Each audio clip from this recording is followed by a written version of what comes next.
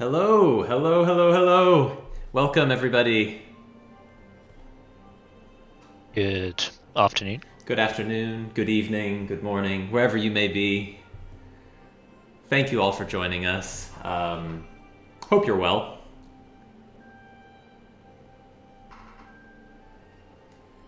Let's make sure that our volume levels are doing okay for everybody.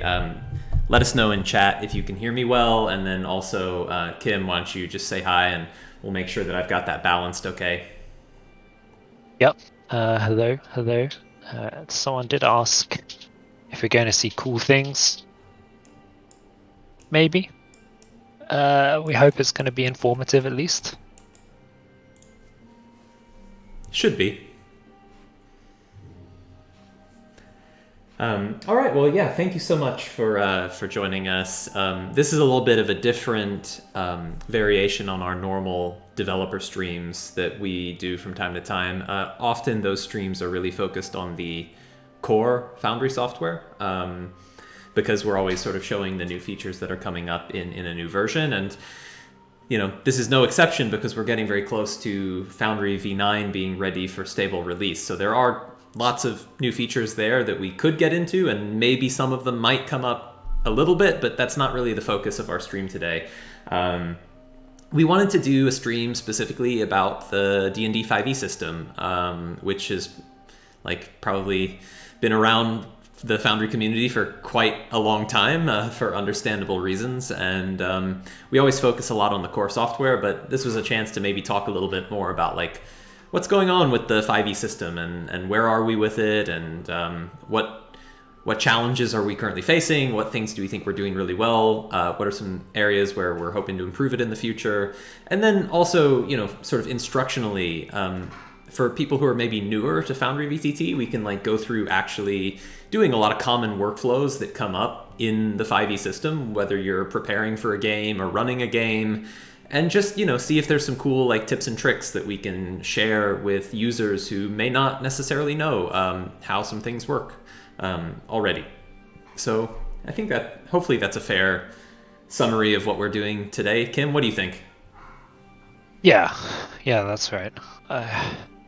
There's actually a lot of lurking that I do in the D&D5E channel, obviously, and see a lot of questions again and again, and the helpers are very good at handling those.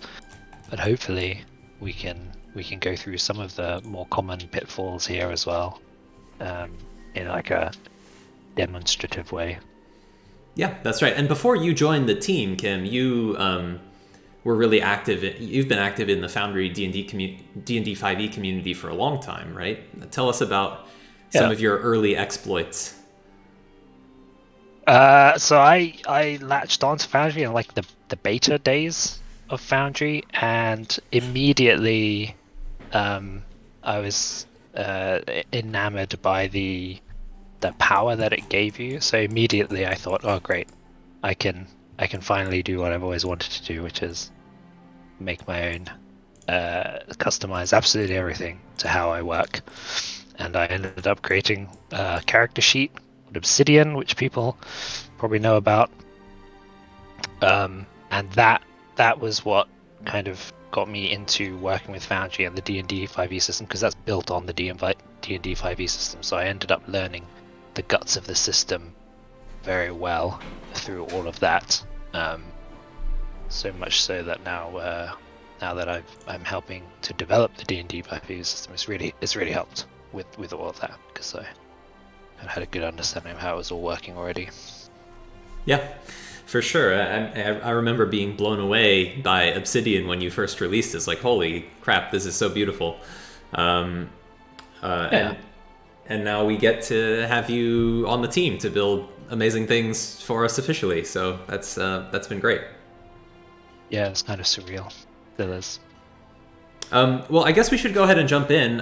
So I'm not really going to drive the stream today. I'm going to let Kim kind of MC what we're doing, and then I'm going to just sort of react to his prompts, and we're going to go through some stuff, and we'll play it by ear. And I think we'll definitely find chances to answer some questions from chat, although I suspect Kim, let me know how you want to do this, but I think maybe we might do like a section of questions later, or do you want to try and like take some questions as we go, or what do you think would be better?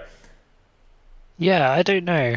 Uh, I I don't know because this is the first time we've been doing this sort of stream. So I was thinking maybe we'll go through some of the things, and then if there are relevant questions that pop up, maybe we can take like a detour and answer those. Maybe that'll be good. I don't know if that means we won't have time for everything, but maybe. Yeah, you know what? Why don't we try Shot. that? Why don't we try that? Let's go ahead and go through things, and then if there's in chat, if you have a question about like the thing that we're specifically showing, go ahead and ask it in chat, and we might take a little detour to answer the question. And then for any questions that sort of not directly related to what we're going through, we might have some time at the end to take some questions then.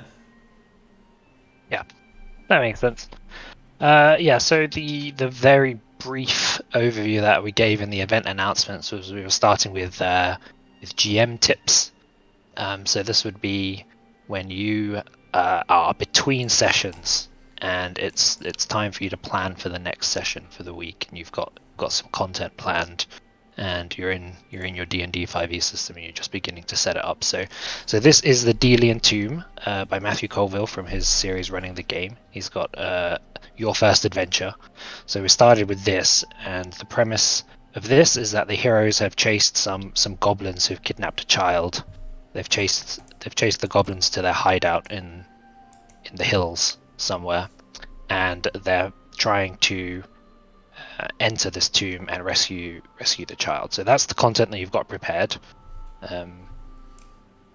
So the first thing we need is a child. We need a child token, and typically the way you would do this is by starting with probably a commoner, some stat block. We'll be doing a lot of this reskinning, but the idea, if you're used to D&D5E, there are these NPC stat blocks that are all over the place in the back of the player's handbook. Volo's Guide to Monsters also has a few extras. They're always really good starting points, especially for sort of humanoids. So you could grab a commoner from the SRD and just import that, and we'll go from there.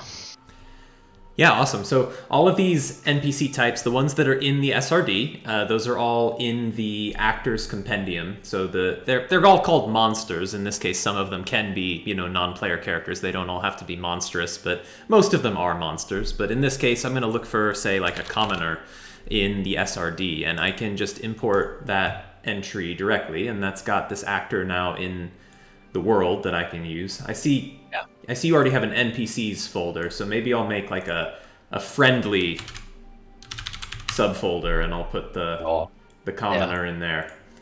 Absolutely. Is there anything in particular about this commoner that we should be customizing for this adventure? Yeah, so that'll get us started with just the basic stat blocks of a commoner. Just a fairly normal person in the world who doesn't have anything specific or exceptional about them. So now all we need to do is just make sure that when players see it, it's a child. So we want to rename it to child, and then we want to change the image and the prototype token to match, and then we're good. So if you go to change the image, I've got some in S3. Okay, yeah, I will go ahead and update my token and actor sheet, and then for the child, I'll pop over to your S3 bucket and see what we've got. You change the bucket to I've got it. And it's under tokens, and then humanoids, I think. I see, yes. All right, let's see what we got. We got a baby. Is this supposed to be an infant, or are we... We've got some urchins. Okay. Let's use one of the urchins. All right, yeah, let's go with I think I kind of like this one for our kidnapped child. So I'll set that as the actor portrait, and then also, since there's only one kidnapped child, is the kidnapped child, I'll go ahead and link my actor data here and use that same token for the actor. Yeah. Is there some shortcut to change the name and prototype token name at the same time? No? Not at the That moment. is- It's a nice suggestion. I mean, it's sort of a tricky part of determining user intent because sometimes you do want them to be different, but yeah, there's probably a bit of friction in that workflow that might be able to be hammered out in the future. Yeah, I definitely find myself doing that a lot, having to change them. Yeah, so once you've set all those up, I think you might need to tweak the scale to like. Yeah, let's see. I'm gonna drop it on the map to see how our child looks here. It's probably fair. It's not too bad scaling wise. About the size of a goblin, which is pretty reasonable. Yeah, that's probably fair. Where do the goblins have this kidnapped child located? So they've taken her. You can see where I'm Yeah, indicating. right. They've taken her to this room to conduct their fell ritual. As you do if you're a goblin. Yes. So that's the thing that we might have we got that next. We can do that next. We need a shaman, or a shaman. I don't Okay. really know, to conduct our fell ritual that's going to be in this chamber. So the way I worked with this was like a priest.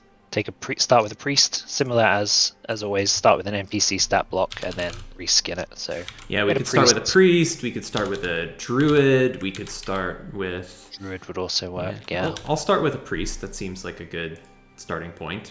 But we're gonna reskin it. So I'm gonna import that priest and then not friendly. I'm gonna go ahead and name it to the goblin shaman. That's right. So similar as before. I don't think there's anything special with this priest. It's a similar, just change the picture. We're gonna do a couple more things. We're gonna do some armor class stuff later, not on the shaman, and we'll do some reskinning existing unlinked tokens as well to help to show people how to do that. Someone did ask. Oh, sorry. No, I don't have a good goblin unless you want to use. Yeah, you can use that very specific character from one of my games. Sure. Why not? I'll see how the scale looks. Yeah, that's fair enough. We've got a crazed goblin shaman now.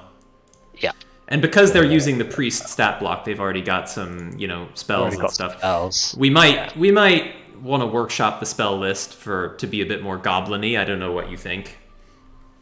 Yeah, that's right. I think if I were prepping this for real, I would take a look at some of these spells and swap them out. It's really easy to do if you wanted to. Like, for example, if Sacred Flame isn't necessarily what you envision your goblin shaman attacking with, we could always go with maybe a poison spray. It's easy to just grab a cantrip that you think would be good for your creature and drop it in there if you want to change. Yeah. And with NPCs, all of the spell preparation stuff all uses pretty sensible defaults. Yeah. You have to be a bit more specific with your characters, with your player characters, but we'll get into that. So the next thing we're going to do is something which is quite something you might have to do quite often when prepping, which is taking an existing stat block, a goblin, for example, that we've got. One of these that I'm indicating is going to be slightly tougher than the rest. I see. You did mention that the goblin shaman needs a different armor class and stuff. Should we do that now, or are you going to come back to that later? I think we're going to do that on the bugbear boss. Oh, okay. Okay. The shaman's probably okay. We can. You know what? Why don't we do natural armor on this guy, because maybe this shaman doesn't use armor. Doesn't have chainmail. Okay, I'll get rid of that then. Yeah, let's get rid of chainmail and then let's have him be protected by his god with some sort of natural armor. All right. Maglubiet. Shall we say 13? What do you want to do? What should the 13's good. Okay. We're only gonna send some level 2 characters at this guy, so. Sure. And should our goblin shaman be present in the tomb? Yeah, conducting the fell ritual, of course. Yeah, that's right. All right. That's right. Did we get the correct armor class? Yeah, he's got 13. Okay, cool. I don't have the stream too big, so I can't see it that loud. Yeah. So the next thing, what we can do now is demonstrate these unlinked token actors. So we have a goblin, that is the parent of all the goblins here, but one of these goblins we want to make slightly slightly different, slightly beefier, but we don't necessarily need to create a separate stat block for him entirely. So we'll just take one of them. And the reason that works is because the base goblin on its prototype token is not linked to the actor data. So that's the important piece here. Unlike our kidnapped child, where there's only one kidnapped child, our base goblin, there can be many goblins, so they're not linked. Okay, that's right. So if the child takes some damage as part of this, and we try to rescue her and take her over the hills, and you're ambushed by gnolls, when you drag that kidnapped child onto the scene, she'll make sure her health is correct and still updated. Yeah. All right. Well, I'm going to take the goblin to the north here, and I'm going to make it a mighty goblin. Yeah. Mighty goblin. Yeah. Just bump up his health. Bump up his strength as well, and then maybe put the nameplate on so we as the DM can see at a glance that this is our bigger. So I'll give our goblin 12, a little more constitution, so that would make the hit points 2d6 plus 2 by the rules. So that'll bring us to 9 hit points, and we'll go with maybe 12 strength for our mighty goblin. Or were you envisioning even more mighty than that? I was going to give him even more mighty. Let's give him 14 so that it matches his dex. So when we give him a Morning Star now, that's fair. He's not worse with it than the scimitar. Let's give him a Morning Star so he can bash some adventurous skulls a little bit better. All right, we'll give this goblin, and this is from the items. I'll swap his scimitar for a Morning Star, which is all configured automatically, which is good. All right, so I've got my mighty goblin. Oh, you wanted a nameplate to show up. I can do that on the token. Yeah. Someone's telling me that Obsidian hasn't been updated in 4 months, but I'm sure I updated it this weekend. All right, so we've got a mighty goblin. Are we going to have other varieties of goblins for the others, or? I think they're just normal goblins. Okay. And they defer to our mighty goblin. Well, while you explain what is happening next, I think this other one is going to be a cowardly goblin. So you can tell me what to do next, though. I'm just playing around. Okay, that's fine. Yes. What do we got next? Okay, next is our bugbear boss. Okay. I just lost track of the bane of all low-level characters, the bugbear. Yeah, bugbears are nasty if they crit you. So the bugbear, we've got a normal bugbear, but we're going to make this bugbear a little bit tougher and try to demonstrate some of the AC things we've got going on. So if you open up the normal bugbear, you'll see that his AC is very correct. It's hide plus shield, and because he's got hide armor, which is medium, he's got +2 from his dex as well. So that's and it factors the shield in because the shield is currently set as equipped. So if we were to make the shield say unequipped, then the AC goes up and down accordingly. So it does figure that out. Yeah.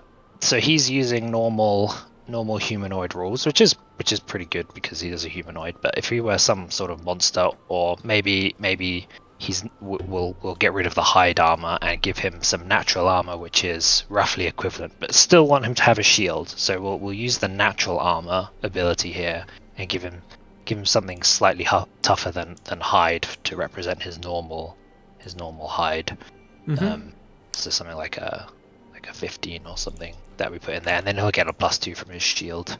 Yep, I see. So now we're at 17, 15 from natural armor, and then a +2 from having a shield. That's right. Yep. So what should I call this bugbear boss? We need a. Let's call him Dag. That's like a guttural name. All right, we've got Dag. Do you like Dags?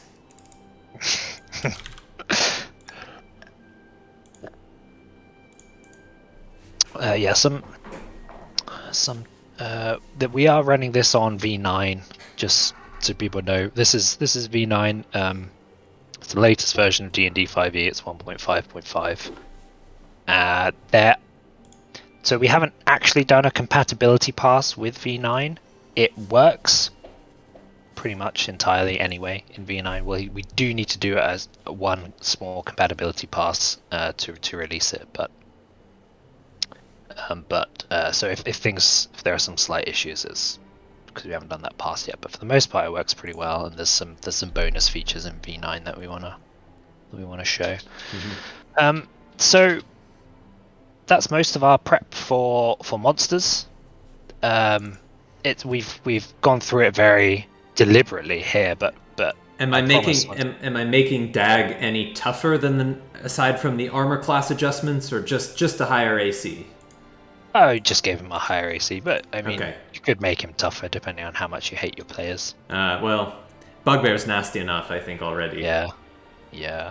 He's already got one extra point of AC, so he's gonna. Sorry, I was just reading the chat. Yes, so we went through it pretty deliberately here, but it's super easy to drag monsters from the compendium, reskin them. It makes prep very, very easy. Yeah. That's our monsters. And moving on now with and you of course can create monsters from scratch if you need to, although it can often be faster if you have a starting point to just modify. Yeah. But if you do need to make just a homebrew monster from scratch, it isn't too onerous a process to do that once you get the hang of it. Yeah, definitely not. And we'll be making some player characters from scratch, okay. Which is definitely the more complicated one. So, but yeah, if you want to create an NPC from scratch, you absolutely can. This is more a personal bias, in that I pretty much never ever create an NPC from scratch. I don't think so. I either take one stat block and reskin it, or tweak it, or I take two stat blocks and kind of mash them together into some unholy abomination. But yeah, that's personal DMing. We're done with monsters, so now we're gonna do some loot. This is like a low level dungeon, so we're gonna give them like a +1 sword. Okay. That they can optionally find if they find this secret door. So we can just drag a +1 sword, a long sword from the SRD, but it might be educational to start with a normal long sword and then just upgrade it to +1. Okay, yeah, sure. So let me go ahead and grab a long sword. Holy Avenger, of course. Yeah, let's not ruin our campaign before it's even begun. So grab that longsword, and then I think what we want to do is set we want to call it a longsword +1, of course, and then in the details we want to bump up the attack bonus by 1 and then the damage bonus by 1, and we also want to mark it as magical, and then that's it. Mm-hmm. So yeah, let's go through. So under weapon properties, I can tick that it's magical. I can longsword +1 doesn't require attunement, right? Just anyone can use it. That's right. It doesn't. Yeah. Okay. Doesn't require attunement. So we'll give a 1 for our attack roll bonus, and then an extra +1 in the damage formula, and then we should be all set. Oh, and then also +1 for the versatile damage if they're using it two-handed. That's right. Yeah. All right, I think I've got my longsword ready. All right. So that I don't know. It's up to your preference how you note that. I think you'd like to use journal entries. So what you can do is create a journal entry for each scene and have your DM notes written in there. I tend to write notes on the map using the drawing tool. But well, is the longsword here supposed to be like in one of the sarcophagi, or does maybe one of these skeletons have it? I think it's in one of these sarcophagi. Okay, we could give it to one of the skeletons, but if none of the skeletons have it, then probably what you suggest about making a note on the map might be a good way to go. So is there a name of this final crypt, or just the crypt? or the let's call it the crypt. the hidden crypt. The hidden crypt. Yeah. That does remind me. Actually, I think I missed something. But we do want to, before I forget, mark those skeletons as hidden.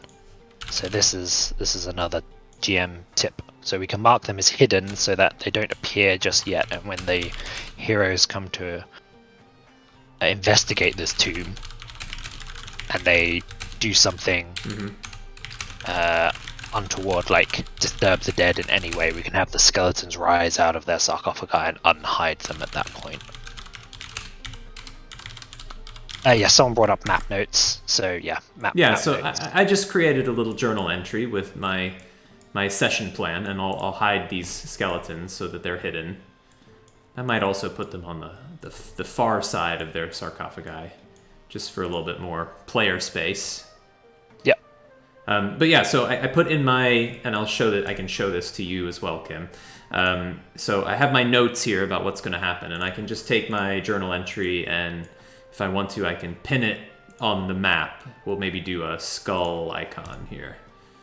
And that's only visible to me because the journal entry is only visible to me as the game master, but I can use this to help me remember what I want to do inside this encounter.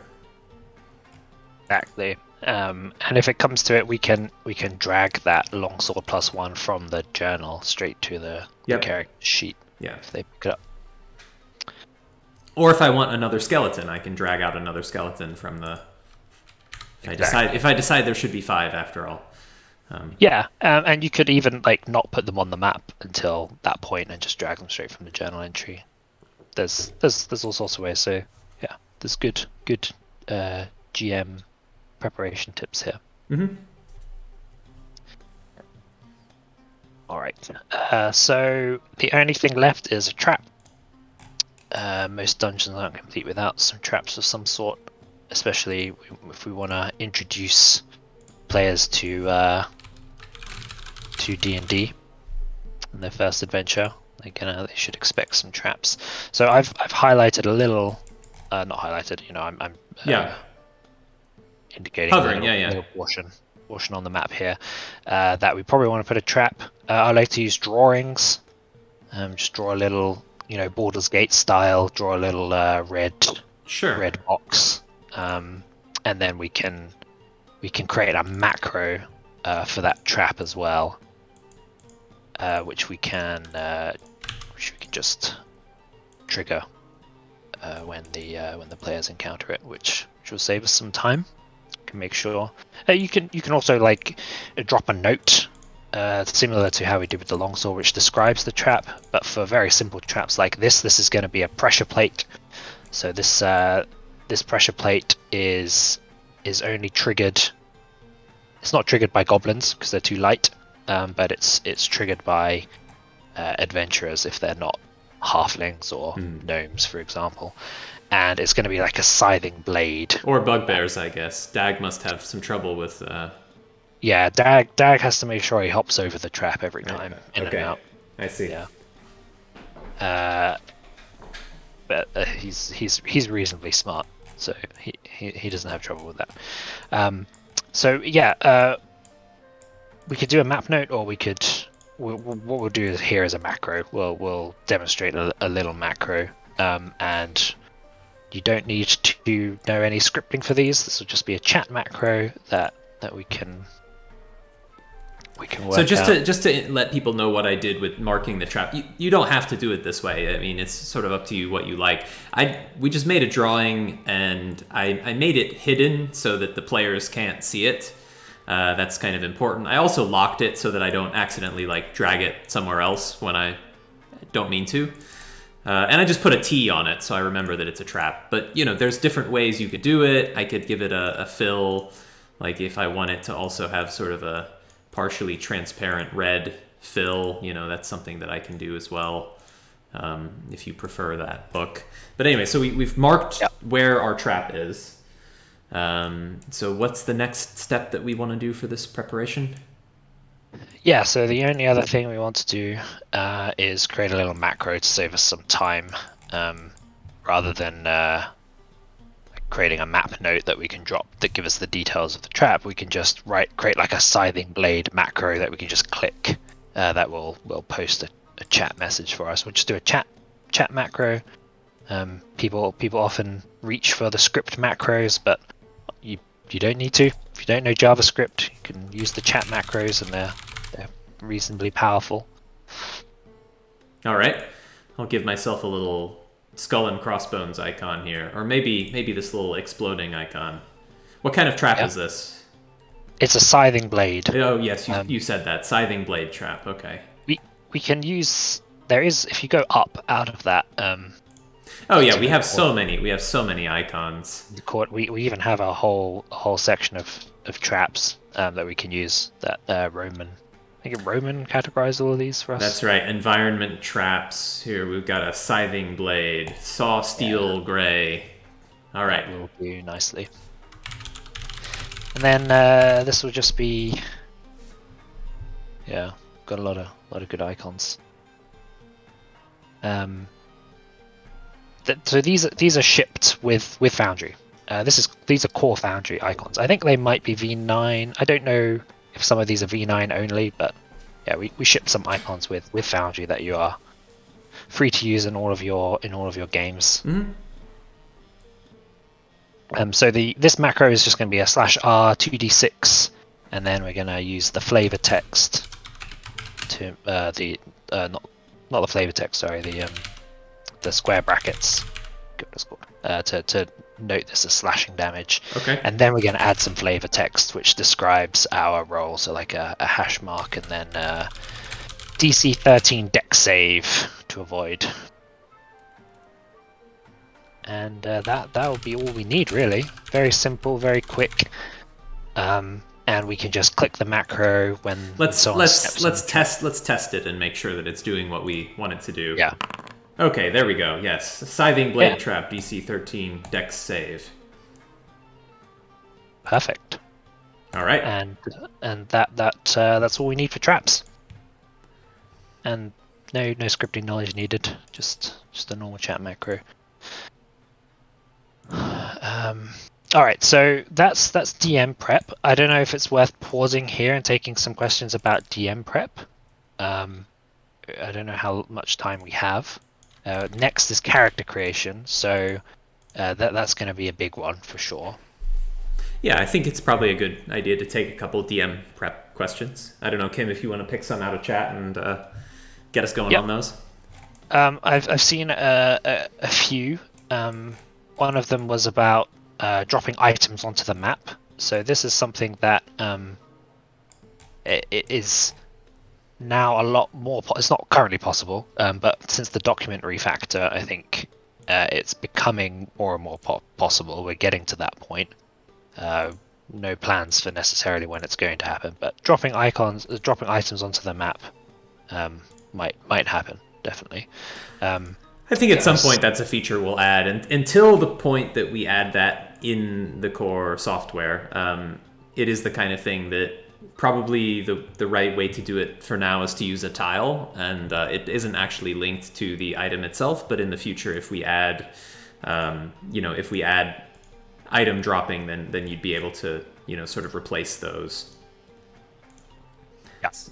So, like, for example, I could just use like a little icon of a chest here, from our icons library, and I could put that tile. I'll need to make it smaller, of course, but but you can use a tile for this if you wanted to indicate that there's a little chest in the corner over here. You can use macros to automate handing out loot from that. You can do sort of different things, but there's also modules that have some support in the short term for this. But you kind of can get a little bit creative in terms of how you want to handle that. Yeah. The tile is a very good idea. Some more questions about like loot sheets, which are related, and sort of awarding XP and things like that. So I think those are mostly covered. There are some pretty good modules out there that will do it. It's not part of 5e at the moment. I don't know if that's something we plan. We've got like more now that a lot of the foundation is there, we're doing more and more just building cool features onto the system now. So I don't know if that will come, but in the meantime, there are good modules that do it, that are very well behaved. Like the loot sheet module creates a separate sheet, NPC sheet, that you can use, and it's got lots of good logic in there for splitting loot, distributing it to actors. That's right. We've got a question from Gates. So Gates is a contributor to the D&D5E system as well. So thanks for stopping by, Gates. The best way to bundle these things together over the course of a 1-year campaign, I have dozens of maps and macros, journal entries and actors. It's adding up. I mean, I don't know if this is a 5e question, but I don't know if you want to talk about adventures, or if we want to maybe just talk about dumping those into compendia. Let me give the answer that is kind of the short-term recommendation, and this is what I do for my own long-running campaigns. Is that suppose I have a character or a monster that I've configured that I used for a certain session, but it's not one that I expect to have popping up every session thereafter. It's a character that might resurface in the future, so I don't want to just throw away that data. I just don't really need it actively anymore. So what I personally do for that is I might create a compendium, and I might call it something like campaign NPCs, and suppose the party has rescued the foreshadowing. Suppose the party manages to rescue the kidnapped child, and the kidnapped child might return in a later session of the campaign. I just take my kidnapped child and put them in the campaign NPC's compendium. At that point, if I'm doing any cleaning up of my world, I could delete this actor from the world, and if I ever need the kidnapped child again, I can just bring it back out from the compendium. So I kind of use the compendium packs as sort of long-term archival, long-term storage for stuff that I definitely want to keep, but don't necessarily need day-to-day in terms of where the plot of the campaign is at the moment. And that has some nice side effects, because anything that you offload to compendium packs like that, it lessens the load of what the Foundry server is working with and what your players have to load when they connect to the game. So, offloading content that you're not actively using into compendium packs is a great way to make your Foundry performance better. That's very good advice. That I think the helpers will echo a lot as well, to make sure that people are putting stuff in compendia. Rational mentions deleting the actor causes orphaned tokens. That is correct. So only delete things that you're not actively using. Don't delete the ones that you're going to use in a scene coming up. Yeah, that would not be good. Yeah, I wouldn't want to delete the kidnapped child right now because we're about to use it. But after the fact, once this saga is concluded, it might be something that I'm if I want to sort of tidy up my world or have good sort of long-term storage for that stuff, putting it into a compendium pack is a good way to go. Yeah. Some questions about how can I shrink wrap this entire map. There is modules for that. There's some things in the pipeline. I don't know if we're ready to talk about them yet, but we also. Yeah, I'll just say that we're working on a core feature that is designed to do packing of many different types of documents into a single distributable bundle, and that's something that will be coming for the core software in the future. Excellent. Yeah. So we're veering away from GM prep into more Foundry stuff, which is totally understandable. But unless there's some questions that I missed, maybe we should move on to character creation, which is the big one. If you're a player, for example, you spend most of your time in your character sheet. That's kind of how you interact with the D&D world, outside of just the actual roleplay during the sessions. So what we're going to do here is going to create a couple of characters from scratch. We're going to create a druid and a paladin, and we're going to try to go through like lots and lots of the different features that are available. We're going to try to set up some common features and like character features, not to be conflated with the actual Foundry features. We're going to try to set up some common character features. That again, these are drawn from a lot of the experience with issues that players have with setting things up. So hopefully, this can smooth out how you can set these things up and sort of get on with running the game, which will be the next session, the next section. Cool. All right. What do I need to do? All right. So first thing we're going to do is create our paladin. So this is creating an actor from scratch. So we're just going to create an actor. Okay.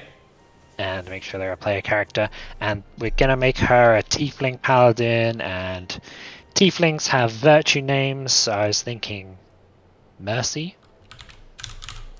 Very noble. Mercy the Tiefling Paladin. All right.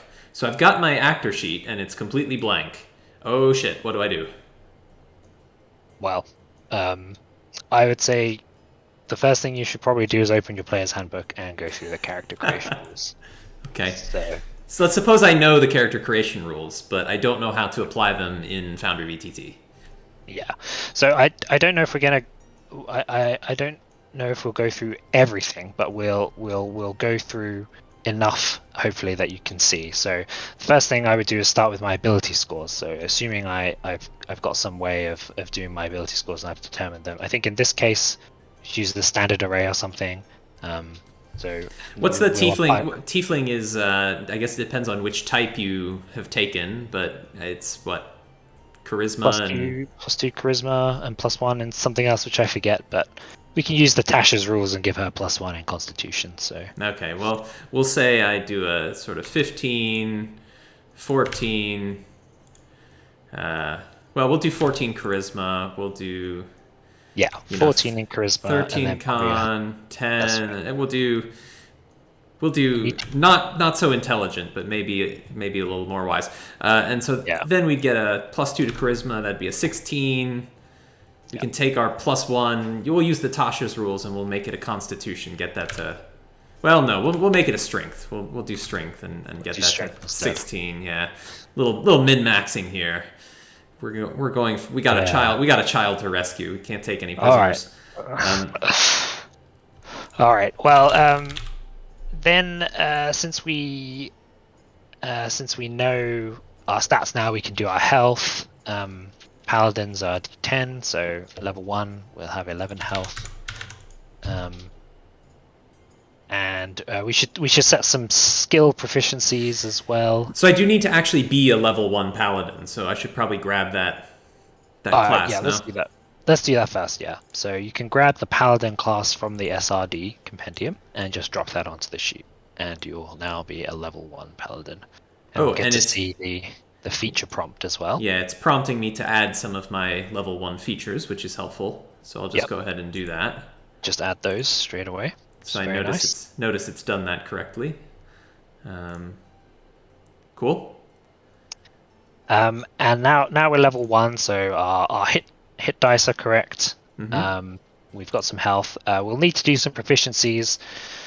Again, I don't remember exactly how many proficiencies paladins get. I assume it's a couple, and then we'll get some from our background as well, and we might even get some proficiency from our race. But in this case, maybe just check religion and athletics. In a real character would have quite a bit more, but we'll just give her some skill proficiencies. Yeah, so it says here on the paladin class, let's see, I get athletics. We'll do athletics and religion maybe, and then I'd get some others from background. From background, apparently, yeah. Let's do investigation, because Mercy's got to track down the missing child, and intimidation is always a good one. That is a good one, yes. Yes, those are pretty good. I think we might get some tools as well from our background. We haven't picked a background yet. I haven't gone through it. I haven't put it on my notes for something to go through. But for a background, you would would read your background rules. You might drop in a feature from your background. It's just a normal item type of type feature.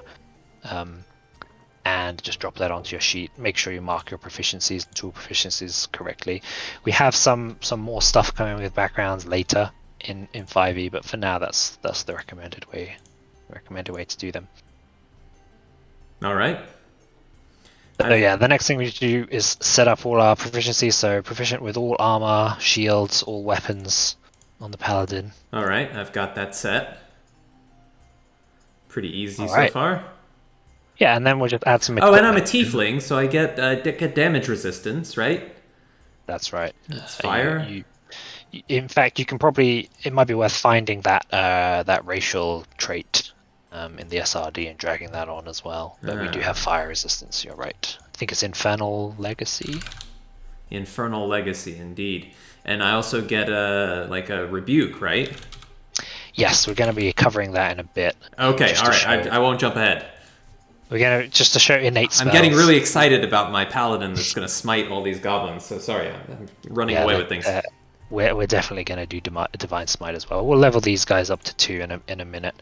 We'll just add some equipment for now, and we'll demonstrate that now that we've selected our proficiencies correctly. When we drop those proficiencies we drop those equipment, they should all automatically be marked as proficient. Again, there's some more stuff coming along proficiencies. Jeff is very passionate about proficiencies, but there's at least some good quality of life for now. Indeed. So equipment wise, we'll just go to the SRD again. We'll drop a chain and we're setting the dark vision. Oh, I'm sorry. I'm getting ahead of you. I'm just clicking things on the sheet. I was like, it's so much to configure. It's all good. It's all good. All right. Are we doing chain mail or chain and a shield? Yeah. All right. Paladins start with chain. So you can just chain drop mail, shield. What kind of weapon is Mercy? Does Mercy wield here? We're going to pick a picture in a minute, and from the hero pictures, there's a really nice one with a paladin wielding a warhammer. Okay. And I think if I have to pick between a warhammer and a sword, I can't help but pick a warhammer. It's just, I don't know, just a preference, but they're very cool. So we'll give her a warhammer. All right, I'm all set with that then. And then we just need to toggle the equipment. I think maybe you did already. Yeah, I did. Yeah, I did. I just marked them as equipped right there. And we can see that the AC is updated correctly. So chain plus shield, we'll give her 18 AC. So we're all good there. And the warhammer. If you open the edit of the warhammer, you'll see that it's been marked as proficient, even though it's a martial weapon. It's been correctly marked as proficient. So. Mm-hmm. And that is because I set the weapon proficiencies of the actor first. If I hadn't done that, it would not have been automatically marked as proficient. But that's right. You'd have to mark it yourself, which is totally fine if there's some homebrew reason that perhaps you have proficiency with a particular weapon, or you just forgot to do the proficiencies, or you're just not interested in that level of automation, but you want your proficiency added. So yeah, sure. You can just set it all up. Cool. So we'll do the druid later. There's quite a lot we can demonstrate with the paladin. So should we just give her a picture? Okay. Is this in your S3 bucket? No, this will just be from our normal heroes, from the D&D5E system. Okay, got it. Tokens, heroes. Where are we? Here we go. Heroes. All right. And we've got a nice armored paladin with a warhammer picture. All right. Yeah. Sure. We've got the old PNG. We'll use the new hotness for the web Ps. Yeah. Perfect. That's right. Great. And I'm just going to make sure that my token is configured the way I want. So I'll show the nameplate. I'll set my health bars to be shown, maybe, since it's a player character. I don't know what you would prefer to do, but... Yep, I are on the side of... I'm just going to drop this out here and make sure that it looks okay. All right. I need to give myself some vision, though. Vision, yeah. So I am a tiefling, so I'll give myself a little bit of dark vision radius. All right, all set. Although it is not dark outside, but it could be. I think Mercy is ready to go. Great. Yeah, that's the equipment. So we'll level her up to 2 now to get some juicier features that we can. Okay, there's a couple ways to do that. How would you like me to demonstrate it? Yeah, so I suppose we should show both ways. So one way to do it is to go into your features, open up your class, and bump that number up to 2. But a perhaps simpler way to do it is so if to I just do that, if I update the paladin levels to 2, it would prompt me that, okay, you're now level 2, so you can add all this other stuff. I'm just going to close this and sort of skip it, and I'll set it back to 1. So then you were going to say the other way that you can do this. That's right. So the other way we can do it is to just drop another paladin class onto the sheet, and that will that simulates taking another level of paladin. So I see. if you wanted to multi-class, for example, you could drag another class on there, and you would Got just it. multi. Yeah. Well, this time I will apply the new features. Yeah. So I've got lay on hands. I've got more points. I've lay on hands. I've got divine smite, always a crowd pleaser. Spellcasting. So what do I get spellcasting wise? As level 2, I get 2 first level spell slots. Yeah. So we can go and take a look at the spell book and see that our first level spell slots are correct. Mm-hmm. I need to set my spellcasting modifier to charisma though, so that I have the right. I think it should get it from the class. I think we haven't automated that yet. So or maybe I did something in a funny order, but I did just set it myself. Okay. Yeah. Excellent. So what we're going to show now is, for example, there are lots of characters which have like class resources, some more overt than others. So like monks have ki, which is very important. Our paladin doesn't have that much in the way of class resources. They've got their spells, which are a big point, but we'll use lay on hands here as a good example. So they have this lay on hands resource which they can use for various things. They can use it to cure people, for example, and they can also spend 5 points to cure poison and disease. So for those characters with like rage, for example, is another class resource that you want to keep track of. I thought we could show creating a custom resource on the main sheet. Okay. We have it there correctly. You can see that it's 5 out of 10 uses because we're a level 2 paladin. So, but if you want to use the resource on your main sheet, we can do some cool things with that. You mean like these sort of freeform resources? Yeah, so we can call one of those. Yeah, we can call one of those lay on hands and give ourselves 10 points. Make sure that recharges on a long rest. Oops. Okay. And then we can do some cool things there. So we can set it as a secondary bar on our character. And we can also create a cure poison and disease feature, like a custom feature that consumes that resource. It can consume 5 points of that. So if I wanted, say, my primary resource, which I know is now lay on hands as a bar, now I have this blue bar above the token, which would be my 10 lay on hands points, which if I, as I change it, that bar will update. Okay, right. Cool. Yeah, so you want to make a feature for curing disease? Yeah, and I will create a custom feature. It's like an active one, and this will cure poison and disease. This is some more advanced setup, but if you're into it, you can totally do this. We'll make sure that in the details we set this to. We'll give it a picture, obviously, but in the details we need to set this to 1 action because it uses an action. Okay, so it costs an action to do, and target is 1 creature? Yep, it's 1 creature. Touch, I assume, I think. I believe it's yes, it's definitely touch. Yep. and the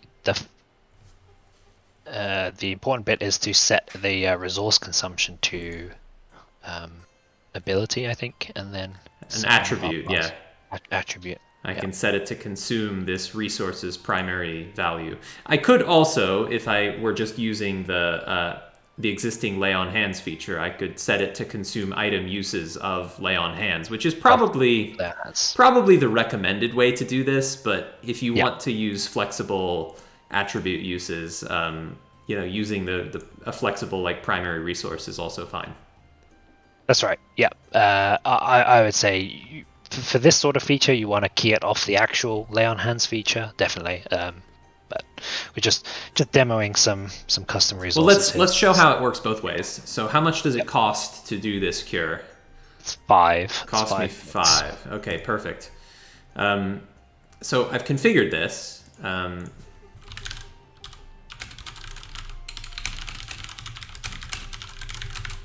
So I'll give it a little description. So when I use this feature, it will prompt me as to whether I want to consume the corresponding resource or not, which, if you're playing by the rules, you do. So if I use it, it's going to play the feature to chat, and I'll notice that it automatically deducted 5 of my primary resource, and my token bar updated and everything. That's right. And if you key it off the feature has its own uses, and that will also be appropriately deducted. Nice. I'll maybe key it off the feature because I think I probably prefer that slightly. But let me change this. I don't think I necessarily need this bar per se. So if instead of using like a custom resource like that, if I were to configure cure poison and disease to reference the item uses of lay on hands, I could also have it consume 5 there. And so what this looks like is on your features tab, it shows the pool of lay on hands charges that you have. And then when you use cure poison and disease, it would use 5 of those charges. So that kind of integrates everything together a bit. Right. Yep. All good. All right. Nice. Good Well, stuff. I'll go ahead and set that back to 10 for now. Yes. Okay. Well, we can leave it as 0 and demonstrate some long resting. Oh, sure. Okay. Yeah. And some features are configured that they like use themselves. So if I, for example, use like Divine Sense, it will use its own uses pool of Divine Sense uses per long rest. Right. That's right. If you need to tell if someone's secretly a vampire, then you're good. All right, yeah, so on the topic of resource consumption, we'll give our paladin a ranged option. It's never good to be caught without a ranged option, so we'll give her some javelins, like 5 javelins, and we'll have those consume themselves as well when they're thrown. Got it. So I can set the quantity of this javelin stack to 5, so I have 5 of them. And I can configure it for item uses, or actually ammunition. Ammunition, rather. Yes. Yeah. And so we can consume 1 javelin per time we throw a javelin. That's right. Yep. So awesome. I'll just demo that. I'll just demo that. So with ammunition, unlike other item uses, the ammunition is consumed when you make an attack roll. So if you're throwing this javelin, you'll notice that the javelin's ammunition is consumed once I actually make an attack roll. Well, that's pretty good. But I'll go ahead and set it back to 5 as a starting point on the quantity there. Yeah.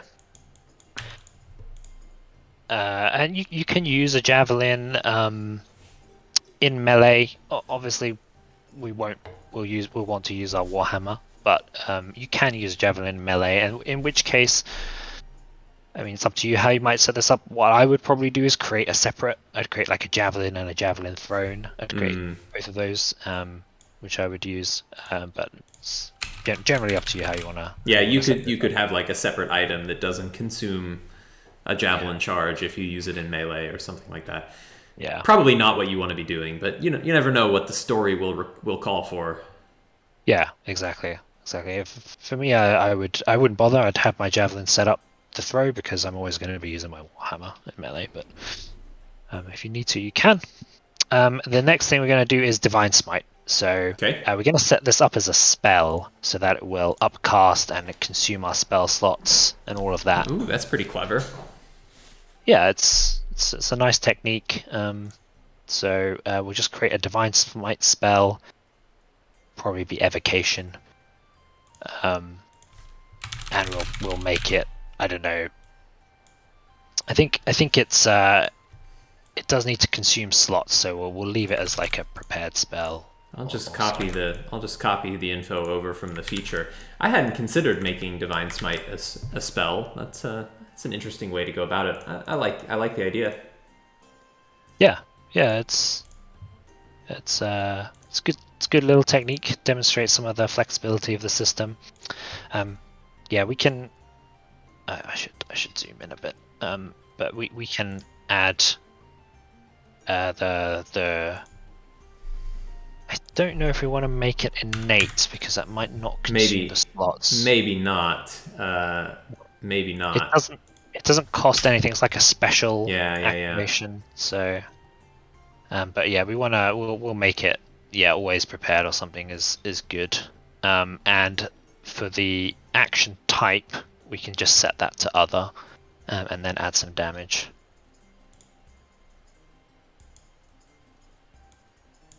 All right.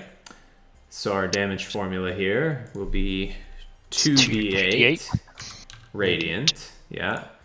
And then we can configure the level scaling on it, of course. Yeah. Spell with level. Additional 1d8, right? That's right. Yep. And that's your smite setup. That will consume slots appropriately. You could add an other damage, for example, if you want to do like the extra damage versus undead, or you could just add a note somewhere that's. Yeah. But for the most part, that will get you. Or you could set up like a separate Divine Smite spell when you're attacking undead, for example. There's lots of ways to do it, but yeah, this is a nice little way of setting up Divine Smite and other things that consume spell slots. I don't think there are that many, although a lot of the new stuff often gives you like one use per day, or you can expend a spell slot to do it. So those you could consider setting up as spells as well. But yeah, that's so here when I click my Divine Smite, it will ask me like which spell slot I want to use. I can consume it, and then I can roll my radiant damage off of there. Very nice. That's right. Yeah. All right. And it will mark off that spell slot for us. It's all good. So the next thing we're going to do is we're going to make a druid. Maybe let me show resting real quick since I've consumed some of this character's resources so far. Yeah, good idea. Yeah, let's do that. So suppose Mercy has sustained some wounds. We can maybe do like short resting first and then long resting. Does that sound good? That sounds good. Yeah, we'll demo this. This is a huge time saver. It's really nice having all of the health and spell slots taken care of for you. I couldn't really live without this feature. So suppose I click short rest, I can then choose whether I want to spend some of my hit dice. So suppose I do, I'd like to be healed, so I can roll one of my 1d10 hit dice, and it automatically applied that healing to my character. And now that I'm full health, I don't need to use my last hit die, so I can just click rest, and then it will confirm in the chat log that you did in fact take a short rest. And that's good. I got healed, but it did not restore my lay on hands pool, and it did not restore my spell slot. So for that, I would need a long rest. So if I were to take a long rest, then that would enable me, once I click the long rest button, that you'll notice did recharge all of the different resource pools, your spell slots. I regained the hit die that I just spent on the short rest. So it sort of automated all of that process of resting. Yeah. Very, very good feature. very huge quality of life for anyone playing D&D. I'm a big fan of that one. But now we move on to the druid, so we can demonstrate some really advanced features. Okay. I like the wild shaping Oh yeah, that's right. is something that's like under the hood is a lot. It's fairly complicated, and half of that, or perhaps 90% of that, is how unclear the rules are. So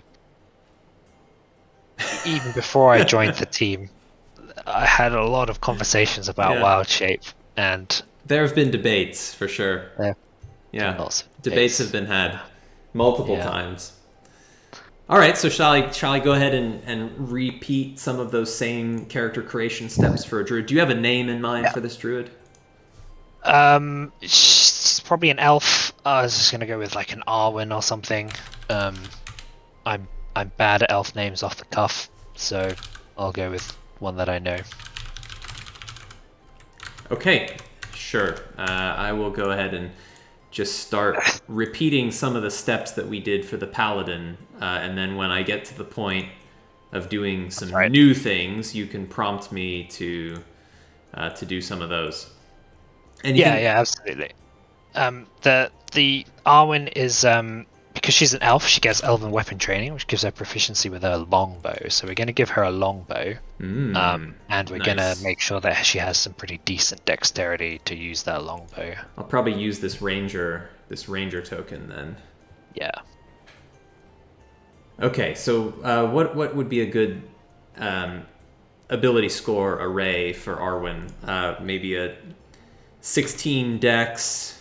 Yeah, +2 from her race, and then she can put the 15 wisdom. 15 goes to wisdom. That'll get a +1. A +1, yeah. All right. I like where we're going here. 16s.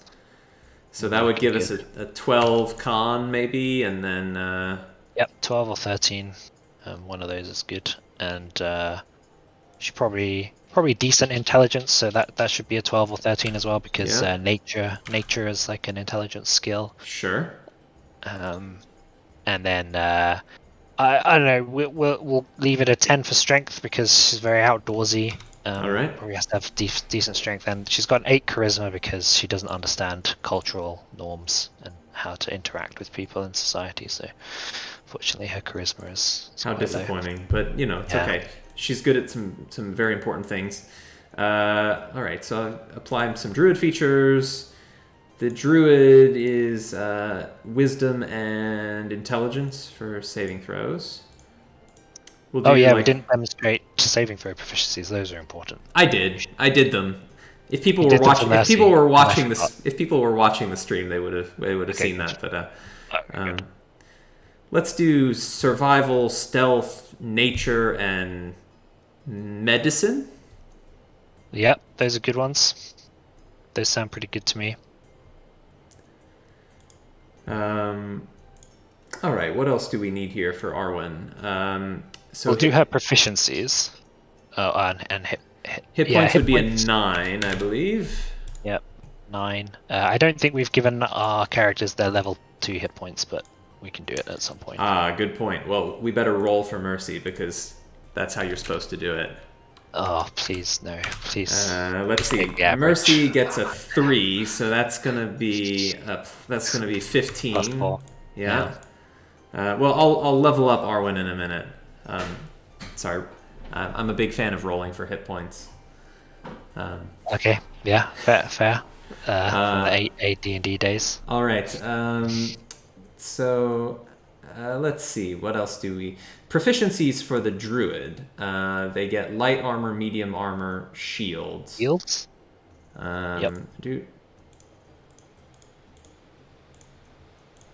And then for weapons, it's a bit specialized because they don't get an entire category. They get some specific ones. So club, dagger, dart, javelin, mace, quarterstaff, scimitar. And because she's an elf, she's going to get longsword and longbow. Yeah, that's from elf. Maybe rapier as well. I'm not sure. But sickle, sling, those two spear. are the important ones.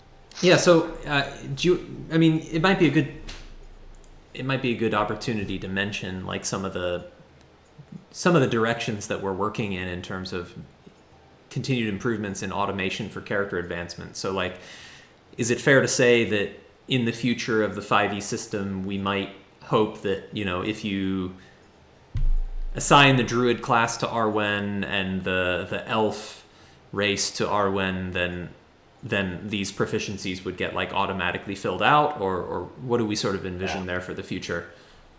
Yeah, that's exactly right. Like, so 1.6, we're trying to lay the groundwork for all of this stuff. It's not clear yet how much in terms of like actual features we'll have out of that, but we're trying to get everything straightened out so that all of this stuff can be built on top. So everything you mentioned. So you're like your level 1 class. When you add that, it'll add all of your saving throw proficiencies. It'll do your hit points for you. It'll do your weapon and armor proficiencies for you. All of that stuff. Then when you add your classes, your class levels, it's going to prompt you to pick your features that you get. Things like fighting stars, for example, you might get a choice of the various fighting stars available and pick the one that you want, and of course the racial features as well, and backgrounds too. We didn't we glossed over backgrounds a little bit. So does the SRD. Yeah, well, exactly. Yeah, that's a fair point. And they're fairly minor. You pick them once at level 1, so like the amount of priority that we've had for them is a bit low. But Jeff's done some great work on backgrounds that we're gonna hopefully consume into the system at some point when we get some time. So now that we've got those proficiencies sorted out, we can level her up to 2 at some point to make sure we get that wild shape, and we can give her some equipment as well. And we're going to demonstrate sharpshooter once we get to that point.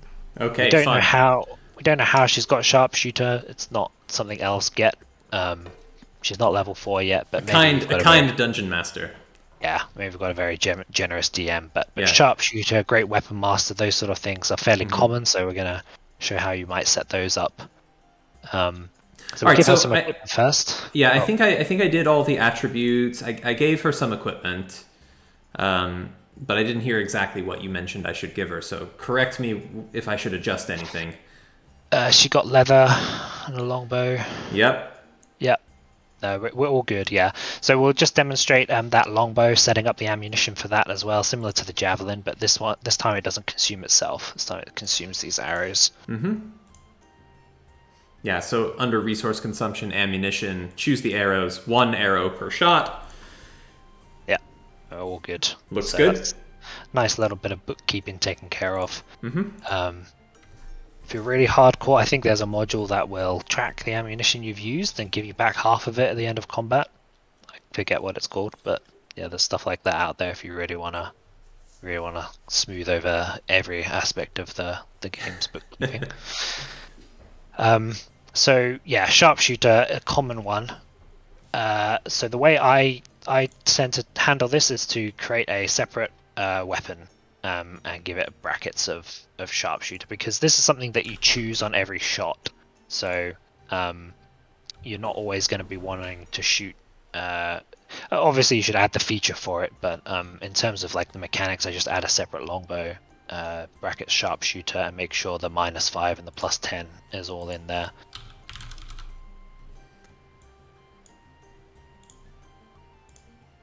Minimum roll in abilities. Yeah, while I'm doing that, sorry, if we could set a minimum roll on abilities / skill checks. So the roll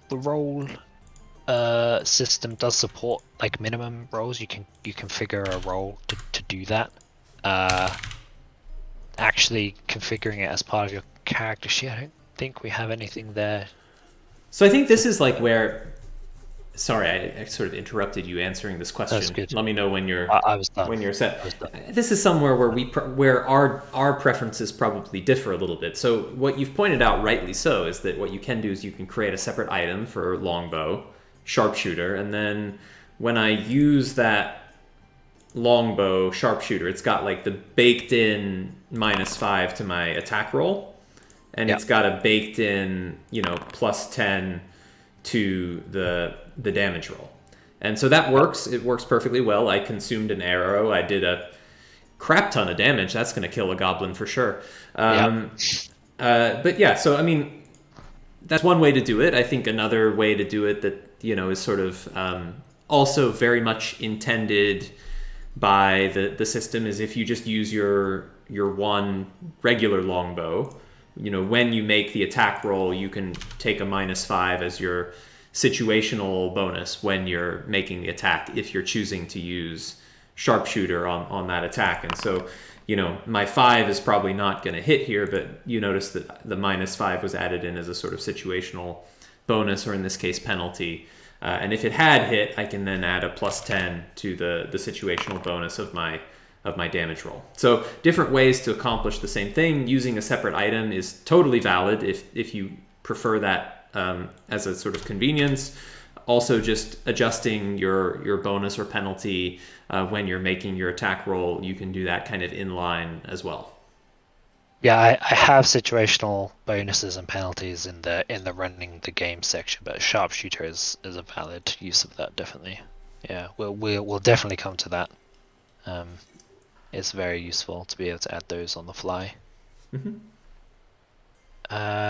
Yeah, so that's sharpshooter. And then only things left are we're going to do wild shape, and then we're going to add some spells that we're going to need for the later running the game section, and we'll go over a little bit how we're going to be we'll go over a little bit like the spell system, because we try to capture all the different ways of casting spells in there.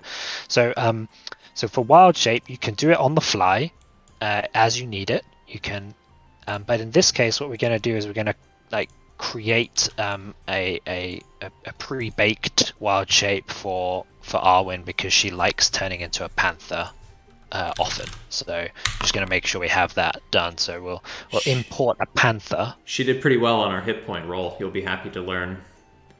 It's a +7, so don't roll for hit points. She's got more hit points than the paladin now. Yeah.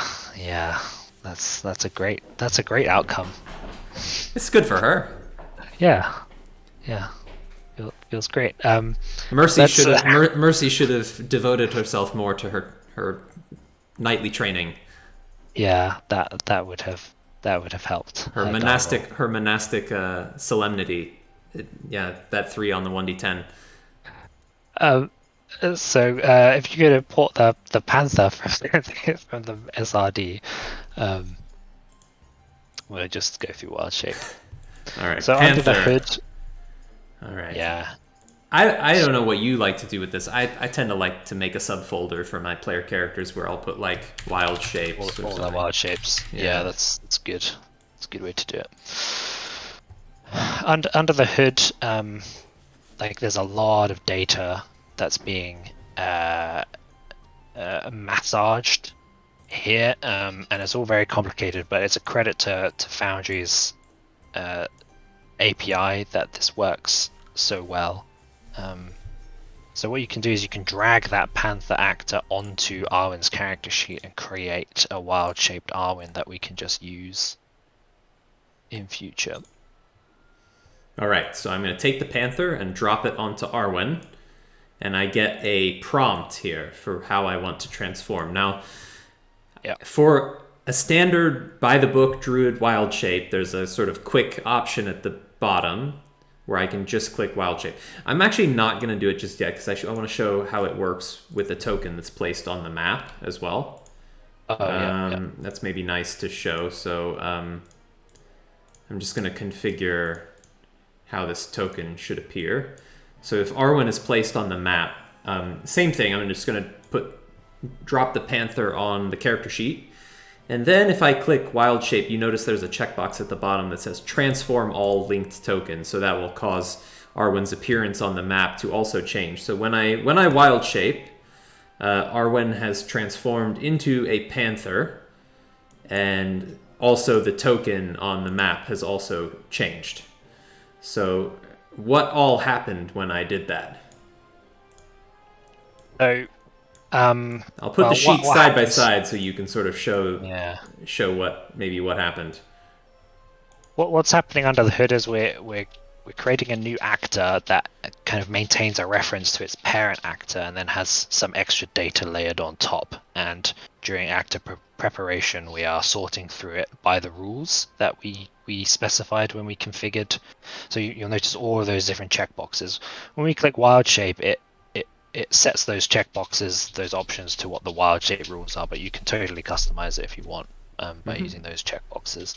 But you can see that it's using the wild shape rules, so her physical stats have changed on the wild shape version. Her mental stats have not. You can see that the expertise from stealth has transferred over, and as well, like the hit points are changed and the hit dice are changed to match this panther, all per the wild shape rules. Though what the wild shape rules are will differ depending on who you ask, but we've debated it. But I do now have the attacks and the like the pounce ability. I do have these abilities from the panther that I can use. Well, so like a bite or a claw. Yeah, that's right. You can just roll those, and those should be appropriately using the new panther's stats and proficiency and everything. So you're ready to go. If you transform into a panther a lot, you can drag that, and you can do the dynamic transformation there as well. And I think if you want to revert that as well, Arwen should turn over. Yeah, it did pull over the Panther's XP. This is actually the Panther's XP that it gets from its CR rating, I think. So that's something that probably could be polished up, but it's probably could be, little improvement that could be made, but that's okay. And we can revert that at any time. So if I restore the transformation, I've turned back into Arwen. Yeah, that's right. So it's very cool, very useful, especially for your characters who wild shape. But also, I've run NPCs that often have like a change shape ability, or like they can transform into a water elemental or something, and it's super useful to just be able to do that on the fly and just drop that onto their sheet and then revert it if you need to. It's like a really high value thing that it's complicated to implement, but it saves you so much time and bookkeeping that it's really nice quality of life. Indeed, for sure. So now we've done that, we've set up our wild shape. We're going to add some spells that we're going to need to use for the next running the game section. So we're going to make sure we add Entangle on our druid Arwen. All right, so Arwen is going to get some spells. Excellent spell, by the way, on a druid. So make sure you're picking this one. It's a good one to have. And if we edit that, we'll notice the preparations. You can mark it as prepared on the sheet by just kind of clicking the little star, and that will just prepare it for you. Yes, right. So that toggles, and it tells me how many spells I've prepared at the top. So that's good. And if you edit the Entangle spell on Arwen's sheet, you'll see that like the spell preparation is set to prepared. Yes, right. Yeah. So she has to prepare those spells, and it's currently prepared. And then it's a little bit more interesting on Mercy. She doesn't get. So she doesn't have any second level spells yet, but so Mercy as a paladin will get some spells that are always prepared for her. She hasn't picked a Sacred Oath yet, so she doesn't have those just yet, but once she picks a Sacred Oath, she'll have some spells that are always prepared. And that is also handled for you. You can see if you change one of those spells to always prepared, you don't need to toggle it as prepared anymore. It will always be prepared, and in fact you can't toggle it off. So that's handled for you. You can represent that rule in the system if you need to. Yeah. Once we've added Entangle, we want to make sure for Mercy that we have Bless and Heroism, because we're going to want to show Bless, and we're going to want to show some temporary hit points as well with Heroism. I did give Mercy Bless. I did not give Mercy Heroism, but that is easily accomplished. All right. And then, just to demonstrate some other spell preparations, we'll make sure we add her Tiefling spells. So she's not 3rd level yet, so she doesn't get Hellish Rebuke just yet, but we'll add it anyway. All right. So we can add Hellish Rebuke, which is cast at 2nd level for a Tiefling. So we're gonna make sure we mark that as a 2nd level spell, and we'll make sure we mark it as innate. So this special version of Hellish Rebuke is cast at 2nd level, so it does 3d10 as well rather than 2d10. Indeed. And that's an innate spell, and you can see it's separated on the sheet. You've got your innate spells there. I think you probably need to set it to Charisma to be explicit, though it doesn't matter because she's a paladin, but it explicitly uses Charisma as the spell. In this case, it wouldn't matter, but yes, if Charisma were not normally the spellcasting modifier for this character, you'd want to make sure to set that. You can also set how many limited uses it has. So I'm trying to think, this is like once per day or once per day? Yeah, once per long rest. So. Once per long rest. And that will let you track your usage on the sheet as well. Exactly. Yep, and when you cast that, it'll make sure it's marked off, and then if you long rest as well, you'll get it all back. All of that bookkeeping's handled for you. It's very nice. So that's your once a day. There's you notice if you look in there, there's like the packed magic as well. So warlocks are all handled, and their spell slots recharge on a short rest. Not going to create a new character just to demo that, but that is handled for you as well, which is nice. So that's creating characters. It's a fairly complicated process in Dungeons and Dragons. It's 5th edition has made it probably the most streamlined it's ever been, except maybe 1st edition. But in Foundry, you have a lot of flexibility with how you set things up and represent your character. And with 1.6, we're hoping to take that kind of to another level, really, with the new features and feature selection and a character advancement work that we're doing there. So I don't know if there's any questions we're at the end of character creation, so take some character creation questions. There were a lot of comments on wild shape, so we got a question actually here. Is creating new spells or features really that hard? No.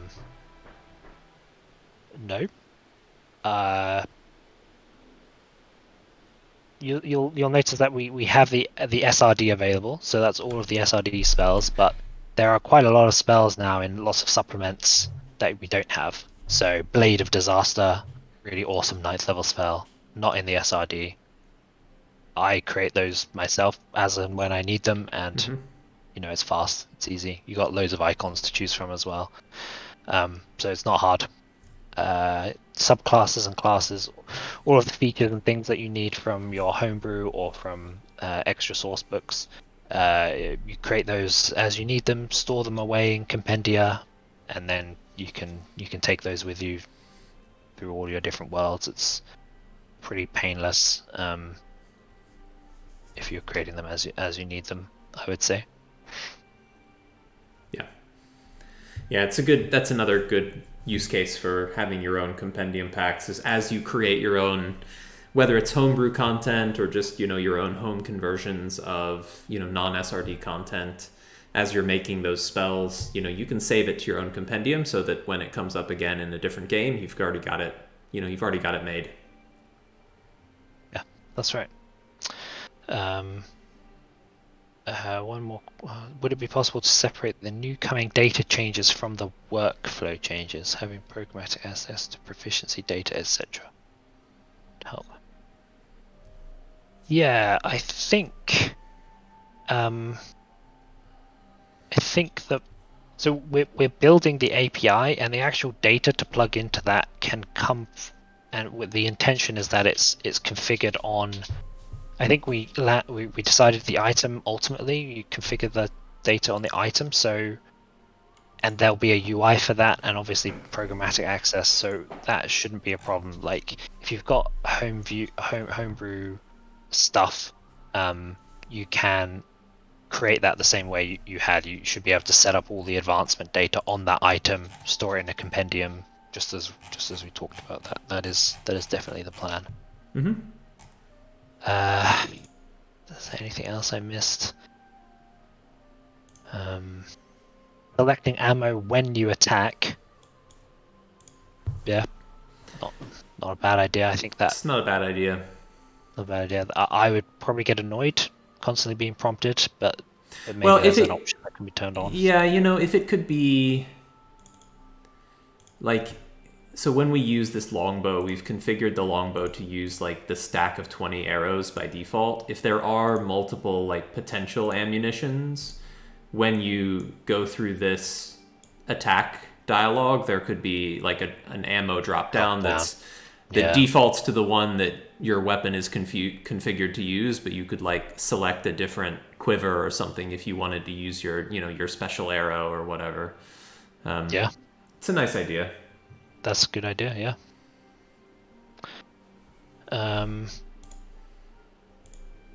Yeah. We had some questions about sort of minimum rolls on ability checks, because we've got that baked into reliable talent at the moment, but there's some new ones like the eloquence bard's totally broken silver tongue ability, and I think I don't. I think that could probably be added to like the details tab, like a minimum, perhaps, or could you?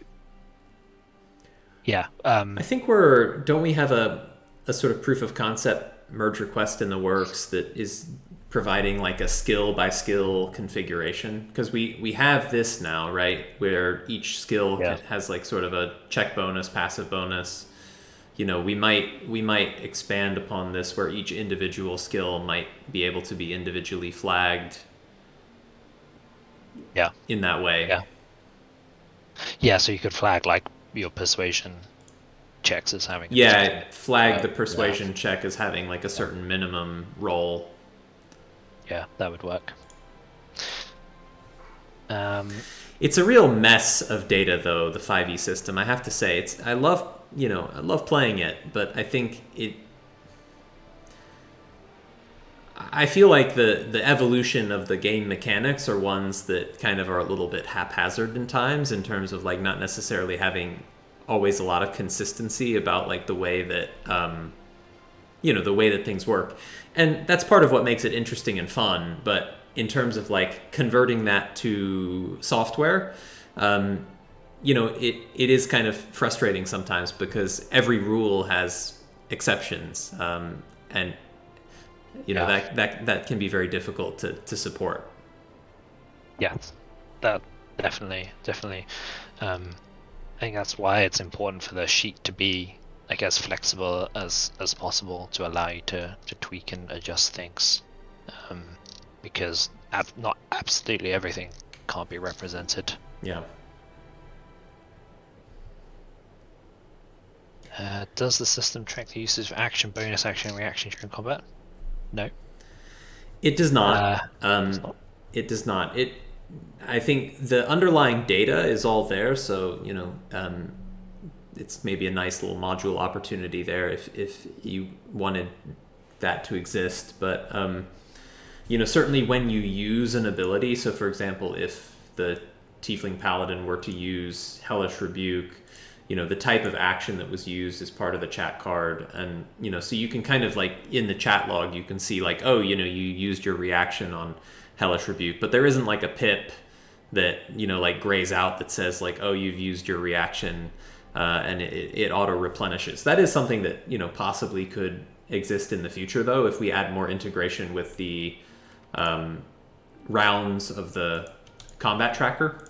So like when when the combat tracker advances to your turn on the next round, it could replenish your reaction pip or something. That would be a nice idea.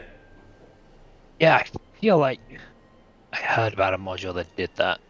Because the data is there, as you said, like we mark whether a feature requires an action to use or not. So yeah, so it might be done, and we might incorporate it into 5th edition at some point. It's just a question of priority and time. Yeah. All of this stuff is all good. There were some questions actually earlier about whether the stream is being recorded, and I actually don't know because I think Twitch has some limitations based on our like affiliate or partner level or something. It will be there'll be a VOD of the stream for like 2 weeks at least afterwards, and then I'll work with Matt on the team to get that uploaded to YouTube as well. Yeah, great. Because I hope we answered quite a lot of character creation questions, quite valuable. Yeah. Let me see. Let's see all available spells per class. So shall we? Should we maybe move on to sort of running like a little preview of how sort of combat would work? Yeah. All right. That's fine. Yeah. If we're done with questions, we can move on to running the game itself. All right. So to set the scene, our two heroes have tracked this child that's been kidnapped to the goblins' hideout, which is an old abandoned tomb, or thought to be abandoned tomb, in the hills somewhere.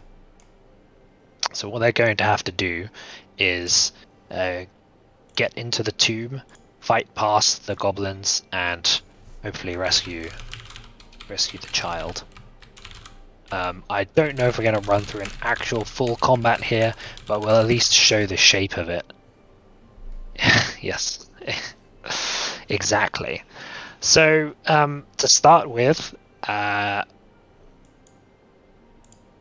when we've got to this tomb, the characters might be talking about listening to see what they can hear, or seeing what they can see. There's a door, for example, but maybe it's trapped or maybe maybe the goblins have set a tripwire or just a little pulley system with a bell so that they can be alerted when someone tries to enter the tomb door. So they know there are goblins inside. Perhaps Arwen tracked their footsteps here, but they don't know what actually lurks within. So if they wanted to roll some checks, like some perception or some investigation checks. Sorry, Kim. It's good. They could like we can just demo rolling from the sheet. Sure. Those checks. All right. I don't know if you want to do fast forwarding stuff as well. I suppose we might as well. But every roll can be fast forwarded with advantage, disadvantage. So in this case, when there's no sort of situational modifiers, we might wanna fast forward them. Sure. So suppose Arwen is trying to perceive whether there's anything going on inside the tomb. I can click perception, and then I can choose, if I have advantage, normal, whatnot. So if I want to configure the details of the roll, I can go through this dialogue, and I could roll with advantage, or in this case, normal, probably. And so I'll go ahead and do that, and that's the roll that will count. But as a counterexample or an alternative approach, you should be aware that the Control, Alt, and Shift modifier keys can allow you to quickly make a roll with either a normal roll in the case of Shift, a beneficial roll with Alt, or a non-beneficial roll with Control. And I say beneficial compared to like advantage because it applies to damage as well. So like Alt and a damage roll is a critical hit. There is no sort of disadvantage damage roll, but you can fast forward those. So if I were to shift click perception, it will just make a roll directly without the prompt. Yep.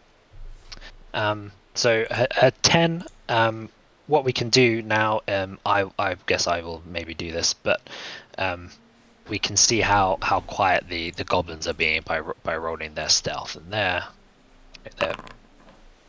pretty stealthy. So while they're just warming themselves by their brazier, they're being very quiet, and so unfortunately it looks like Arwen has not managed to detect that there are any goblins within.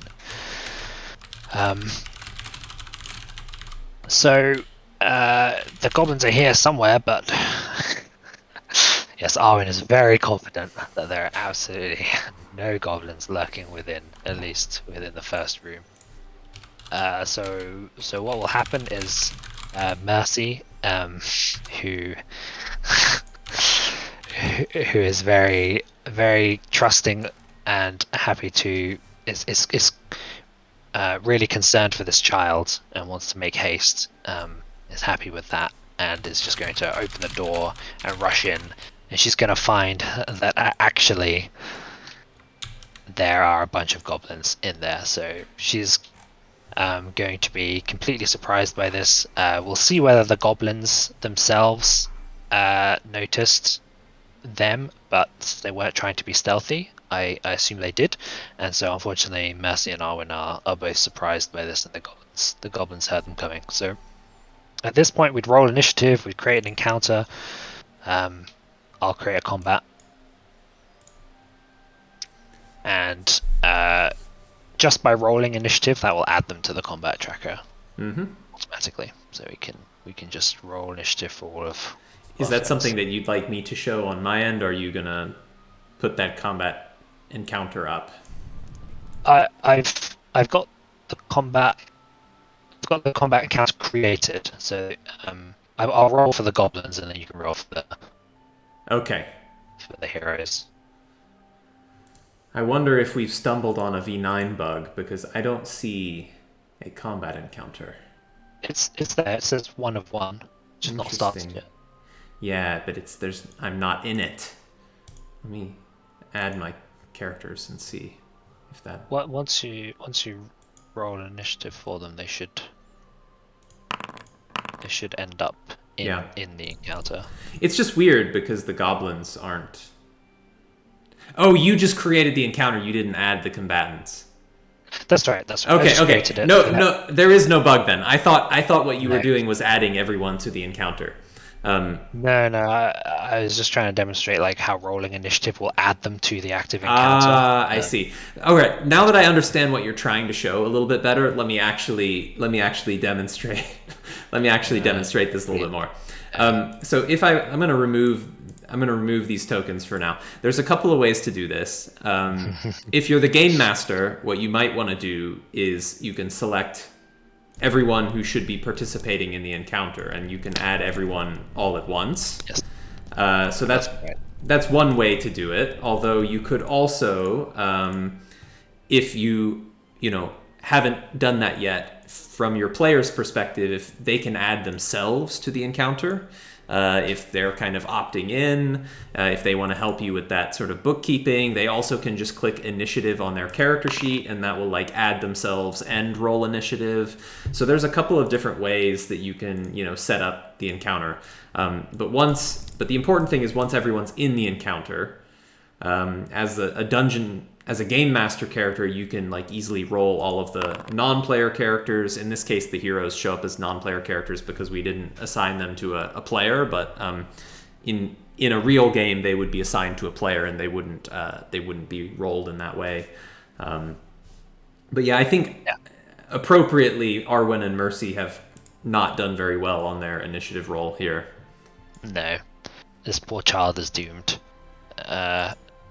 So, yeah, with the surprise as well, the goblins will act, and Arwen and Mercy will skip their first turns. I'm gonna have some trouble taking these goblins down, but so let's actually roll some attacks. Let's have the handsome goblin who's up first.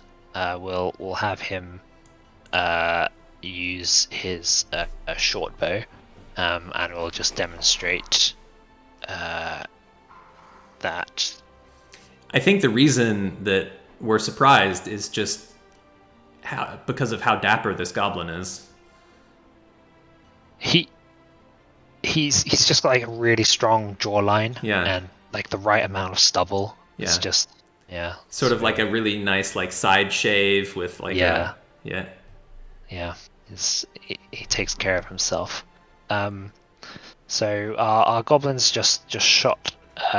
So what we're gonna do here? Actually, do you want to do this? Do you want to roll the attack roll with this handsome goblin? So the handsome goblin is shooting past the brazier and his goblin friend, which means that Mercy has cover. So for this attack roll, the situational bonuses are really great, because when you roll attack, you can just add that -2 in there for the cover immediately. All right, I'll roll an attack roll with -2. It's an 11, so I think Mercy's safe this time. Yeah, it's technically a +2 to AC, but -2 in this case I think is totally fine. So, so we've added our situational bonus. Mercy is safe because she's well armored, and the short bow just pings off her shield. And then we can just again, like super basic. If you're not used to this, you just click the little arrow the next turn, and we head on to the next person's turn. We've got a question actually, which is super relevant. Can you track an attribute like armor class in the combat tracker? Yes. If you want to demo that, you can edit the combat, and there's a tracked resource in there that you can see. Yeah, there you go. Like all of their armor classes are shown, and you could put like brazier. What?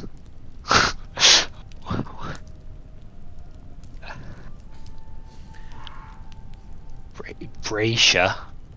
Oh, God. Yeah, cultural differences in pronunciation aside. Yes. The brazier. Yeah, brazier. Thank you.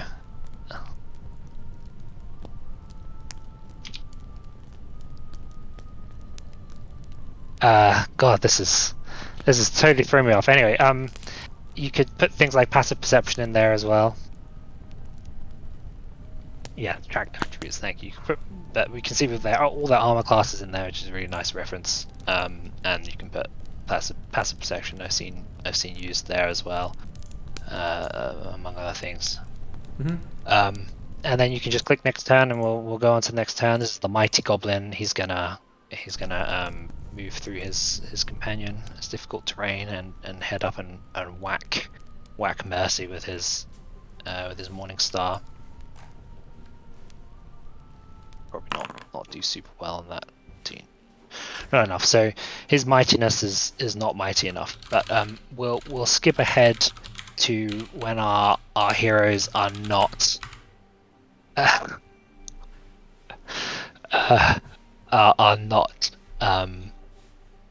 surprised, and Mercy thinks that this fight is maybe a bit more than they can handle, so she's going to cast Bless to give them the best possible chance of surviving this. We'll pretend it's Mercy's turn. Yeah. Perhaps on round 2. So to cast a spell, I'm just going to the spell book for my actor, and I can click the... Actually, do you know what? If we don't want Mercy to go first, we can have Arwen cast Entangle on them all, and we can demonstrate the auto AoE stuff, which is quite nice. Your call. Sure, why not? We'll probably do them both. Arwen can go first. Although she's going to have to squeeze into Mercy's space temporarily in order to cast the spell. But you're right. She can do that temporarily. It's just difficult terrain, and then squeezing for a moment. That's right. She just can't end her turn there. Yeah. So I can use a spell for Entangle. So if I click that, it's going to prompt me: do I want to consume a spell slot? Yes. Do I want to place a measured template? Hell yes. So it will give me, oops, I didn't mean to scroll wheel it, but it will give me a pre-measured template that I can use to place wherever I want. So in this case, I'll probably entangle all of the goblins. with this AoE. And then it does force an immediate save or not. Let's see. Yeah, when it appears, you got to succeed on a. I'm surprised. I think we might need to look at the configuration of the Entangle spell, because it probably should prompt for a saving throw on the spell card. It doesn't have it. Doesn't automatically prompt it, so that would have been a nice thing.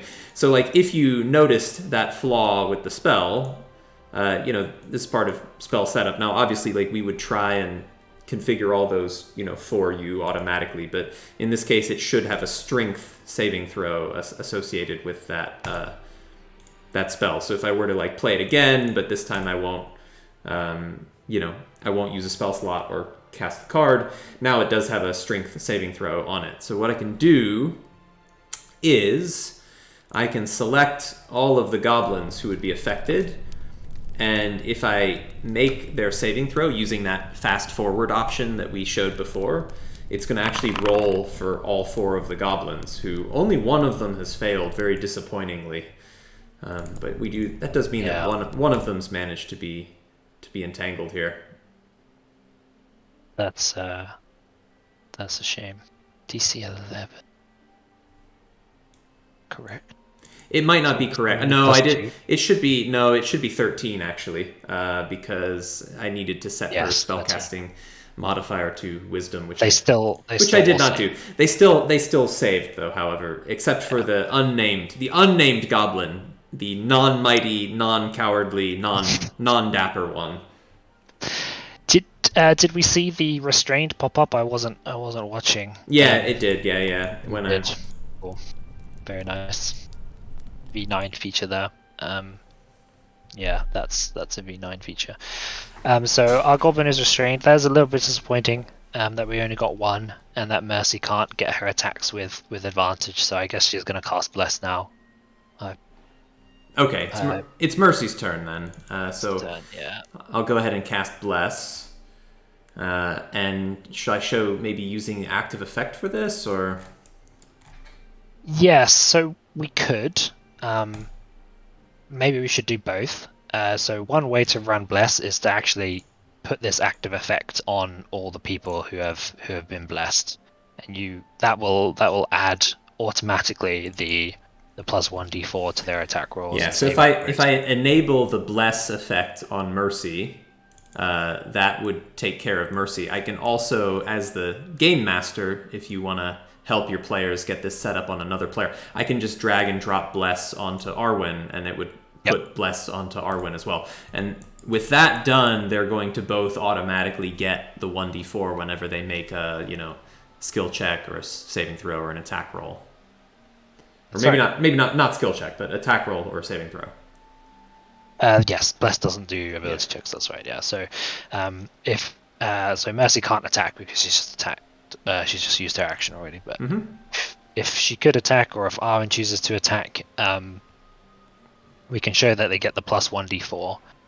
But another way you can do this, more sort of low automation way, if you're not comfortable with setting up active effects, which is totally fair enough. They're a bit of an advanced feature. You can just right click that Bless card and pop it out, and just keep it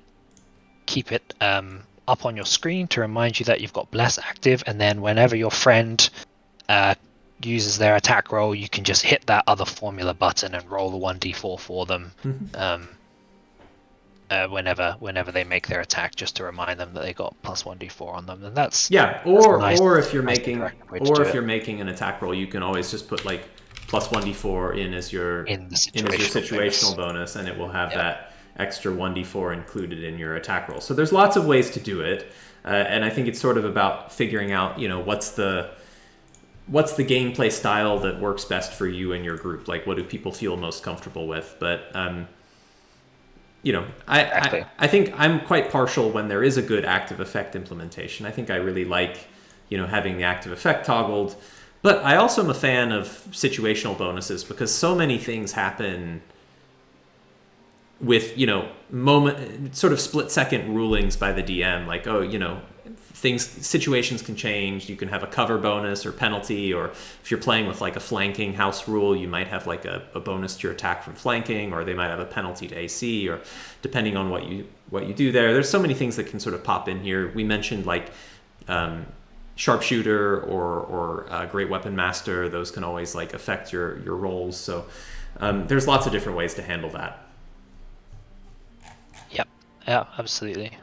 The situational bonus is very good. 5e actually doesn't have that many situational bonuses, but Bless, for example, is a good one, and Cover, those come up all the time. They can cover constantly. Bane. Bane. Yes, that's right. Haste and slow and those sort of things. So I suppose spells do add a lot of situational bonuses, even if the core rules don't have them. That's a lot of the stuff we wanted to do. The next thing would be like the spontaneous wild shape. So Arwen has decided that a panther isn't going to cut it and she wants to be a bear, for example. I don't know if she can become a bear at this level, but what's a brown bear's CR? I think it's too high, but that's okay. We can bend the rules. She could be a moon druid, in which case she's good and she can do it as a bonus action. We can transform her into a bear.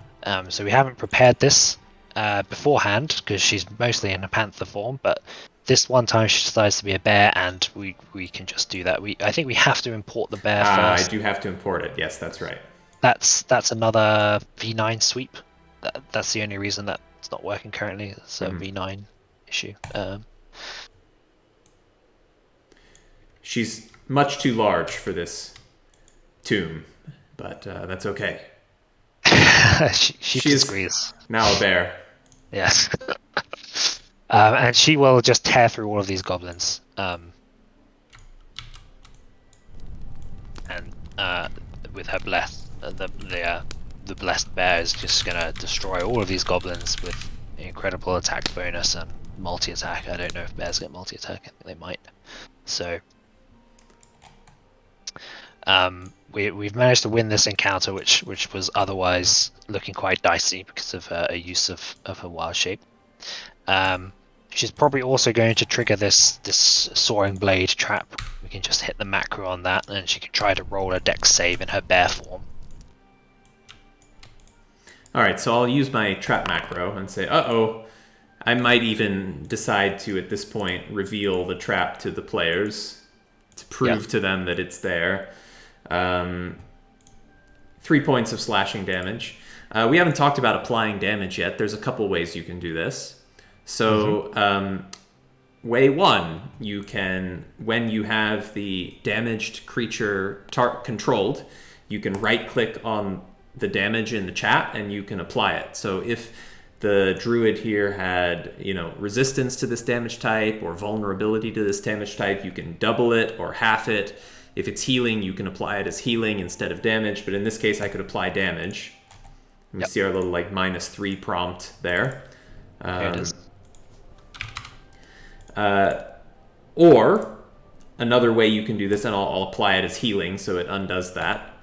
And actually, let me add a visible health bar for this bear so you can see what I'm doing a little bit better.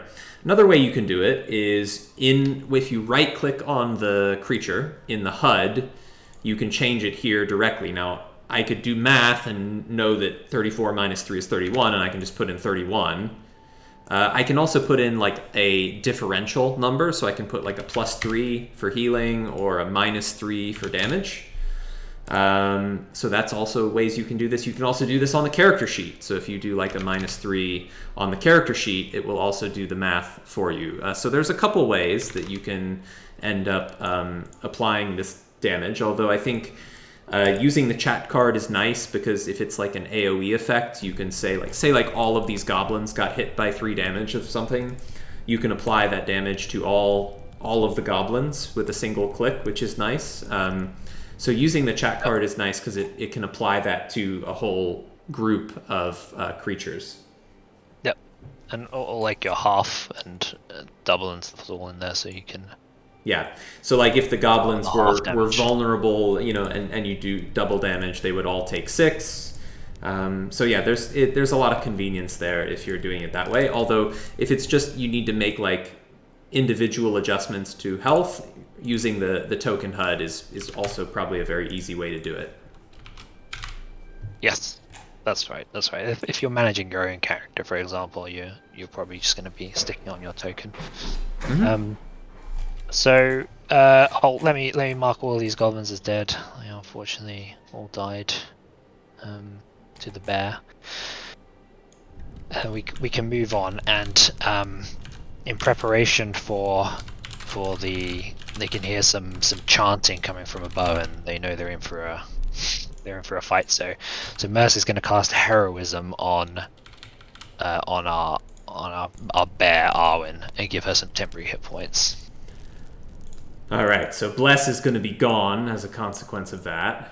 So I'm just going to get rid of that. Right. But if Mercy uses her remaining spell slot on heroism, all right, so that's going to be temp HP for Arwen. So on the character sheet, under hit points, there's both temp and temp maximum. So heroism is just regular temporary HP, and it's 5, so I'll put a 5 in temp HP.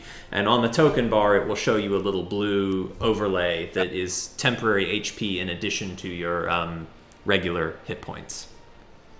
That's right.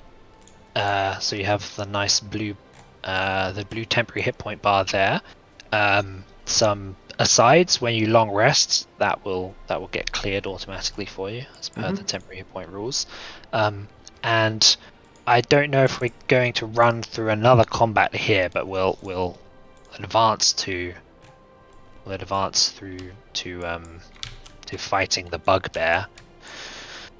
And the only other feature I think I really wanted to demonstrate here was when we modify our token and put this damage differential in, it's going to negate from the temporary automatically.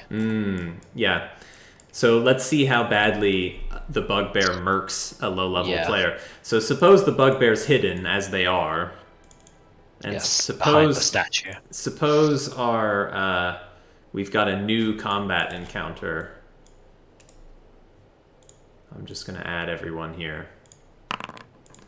So let's imagine that Dag is able to go first. I'm going to cheat and bump Dag's initiative up to, say, 19. Okay. Bugbears are so brutal. So Dag has this feature, Surprise Attack. If the bugbear surprises a creature and hits it with an attack during the first round of combat, the target takes an extra 7 damage from the attack. Not very nice at all. So let's go ahead and start this combat and see how badly Dag wounds this bear, shall we? So Dag pops out and is going to use the Morning Star. In theory, the target was surprised, so that would be advantage on the attack roll. Because I think, yeah, Dag was if Dag was unseen by the target. Right. Yeah. So, it's a miss. It's a 9. Well, let's pretend it hit because bugbears. We're trying to demo damage here. That's such a terrible roll. Really, Dag. really bad, Dag. But yeah, so when rolling this surprise attack damage, since I know that the bugbear gets the surprise attack, you could do this different ways. You could use the surprise attack feature and make like a separate roll, or you can just add your 2d6 in as a situational bonus for the damage roll here. So I'm going to do that, and we get a 13 points of damage. Not a very good roll. So Dag is a clear underperformer when it comes to to bugbears, but 13 points of damage, still pretty significant. So I'll pull up Arwen's sheet here, and you see that she has 31 regular hit points and 5 temporary. So if I apply 13 points of damage to Arwen, it will have applied 13. It subtracted the 5 temporary, and the remaining 8 flowed over into regular hit points. So it sort of did all the math for you in terms of taking temp HP away, first, and then the remainder went to your regular hit point pool. There we go. A very useful feature, avoiding a lot of extra maths there. And because Dag is such an underperforming bugbear, it's probably cost him his life. Mercy will probably run in there and smite the hide off him, and then yes, our poor little shaman. How many hit points does the shaman have? 27. He might survive for a bit. But assuming our heroes prevail, they've rescued the child, and that was the extent of the features that I wanted to demo. Obviously, there's a bit more of the adventure to go. We still have to smite Dag. We still have to find this secret door and potentially disturb the skeletons.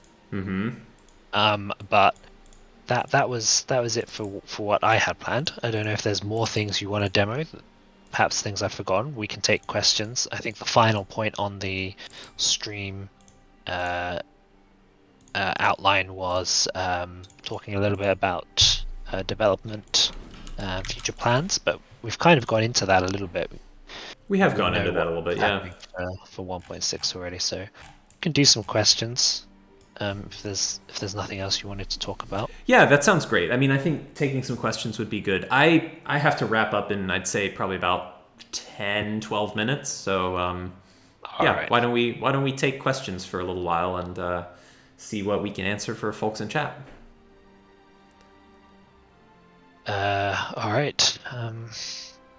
A mobile front end that could only act as a character sheet. This is a personal wish list of mine. So we don't have it planned at the moment. It's not on the Foundry core docket at all. But yeah, it's something that I would personally quite like as well. Yeah, definitely having a mobile app way to control your character and do some basic sheet operations is something that I think we all would like that to exist at some point. Yeah. Is there an easy way to make a spell scroll? I don't know the winky faces because you already know the answer, but yes, there is an easy way to make a spell scroll. Yeah, that's a good feature. That's a good feature. Thanks for teeing that up for us, Mythanote. I appreciate the assist on that. What's a good spell for us to make a scroll of here? I would take Bless. I would always love to have an extra Bless in the back pocket if I'm out of spell slots. All right, so basically we can just find the spell in the SRD. Now, if we were to drag it and drop it on the spellbook tab, it would become an actual spell item in our spellbook. But if you instead drag it and drop it on the inventory tab, it will become a spell scroll of that particular spell. So it's very easy to create spell scrolls, and it uses the same spells drag and drop approach that you would use to create a regular spell, like a known spell in your spellbook. But all you have to do is just put it on the inventory tab instead of on the spellbook tab. Right, it's a nice little feature. Someone missed the wild shape demo, so very briefly, it's you take your character sheet that you want to be wild shaped, your druid, and then you drop the bear actor onto that sheet, and then you get some options for how those two stats combine. You can just press the wild shape button, and then it's like a fast forward for all of the wild shape presets, but you could do like the polymorph presets as well, which have slightly different rules, or you could completely customize it. And then you can click, as Atro demonstrated, you can just click revert when you're done with that wild shape.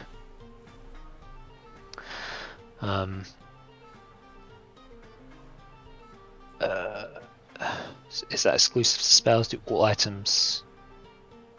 I don't know if there's any other items that would make sense for that have like. It's exclusive to spells right now. If there's some other interaction like that makes sense to have in the future, we can certainly look into adding it. But there is a little bit of that in terms of like on a vehicle sheet. We didn't show vehicles at all, but on a vehicle sheet, like some items can either be like a weapon on the vehicle, or it can be like cargo of the vehicle. And so, vehicles are a little bit niche. But Kim, you actually were the origin of the vehicle sheet. So I did do that.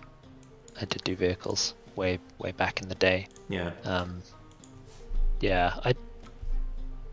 So some things you might have as cargo, and others you might actually have on the vehicle. And vehicles are a little bit awkward because there's so many different types of them, and they're all actually quite different, but they all try to be fit into one stat block. So there's a little bit more ideally I'd like to do with this, but it's hard to justify the time because they are so niche. They're rarely used, I would say. Yeah. But having support for vehicles and cargo and stuff is definitely something that the 5e system does support. Yes. It says CCJMK, so I think I know you from, I forget your name on the GitLab repo, but I'm very familiar with you. But they asked about spoilering plans for new item types. Mm-hmm. So yeah, the issues, I don't think there's a problem with that. I think background might be its own item type. Race might be. I don't know if that will be. But yeah, maybe subclasses. I think probably, yeah. Race might be, yeah, and then subclasses will probably just be of type class. I think what we sort of envision is that like when you're creating a new level 1 character, when you have that blank character sheet, you might like drop a class, drop a race, drop a background, and with those 3 drop operations, like a lot of the work would just be done automatically. Like so 3 drops and you're most of the way there, I think would be kind of like the vision that we'd like to work Ideal. To. Yeah. That's good. Wild shaping, reverting from wild shape puts the token back to elevation 0. Okay, well we can address that for sure. It's a good report. So, yeah, it should keep your prior elevation when reverting. That is a good call. Unless you were a bird and then you reverted, in which case. Well, even so, because you would then be falling from that height. So immediately. Yeah. Where do you draw the line between quality of life features and automation?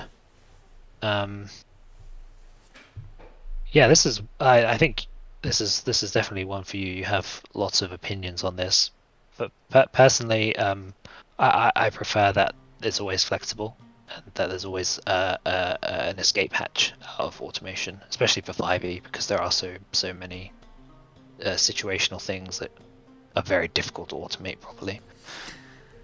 Yeah, I think I'm not sure that there's necessarily a golden rule because there's so many different scenarios. I think I'm probably much more a fan of automation than people think or maybe suspect based on the way that the system has evolved. But I would say I'm a really big fan of like automation when the time is right, when the underlying data, the way that we're storing it, the way that we're handling workflows of the actor's advancement or sheet or actions that they can take, when that is matured to a point that it's sort of ripe and it's a good time to automate because we've done the right building of infrastructure and laid the right foundation for that, then I think I'm a pretty big fan of that. Like I find myself more keen on some ideas of automation now because I feel like certain aspects of the system foundation are stronger than they were, a year ago or 2 years ago when, my response to that same automation query might be like, I don't really think that's a good idea. So I think I'm probably like a bit cautious in terms of, I feel like there's some real downsides of automating too early. Because you can make bad design choices, you can get locked into things working a certain way that makes you feel like you've got tech debt. You can create, performance or efficiency problems. You can end up with all sorts of potential issues. And so I think I just like making sure that the underlying sort of plumbing is working really well before we try and build a lot of automation on top of it. Yeah, definitely a theme for all of Foundry, as well as the D&D5E system. Ability to add containers. Yep. I assume at some point, probably it's not prioritized yet. There is a pretty good module that will do that for you.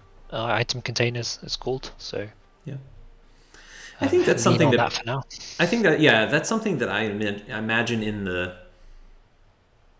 the future that might be a sort of 2022 type of thing. Like I do think containers are important. You've got backpacks, you've got handy haversacks, you've got bags of holding, whatever. Like and especially with those where they don't count towards your encumbrance for what's contained within, it has a mechanical relevance for your character and for that management. And that's a layer of bookkeeping that Foundry currently doesn't really help you with. And so I think that's the kind of thing that for me would be a very obvious avenue to prioritize, building support for those types of containers that would help you with that bookkeeping, so you can have all your bulky expensive treasure in your haversack that isn't weighing you down while it's inside there.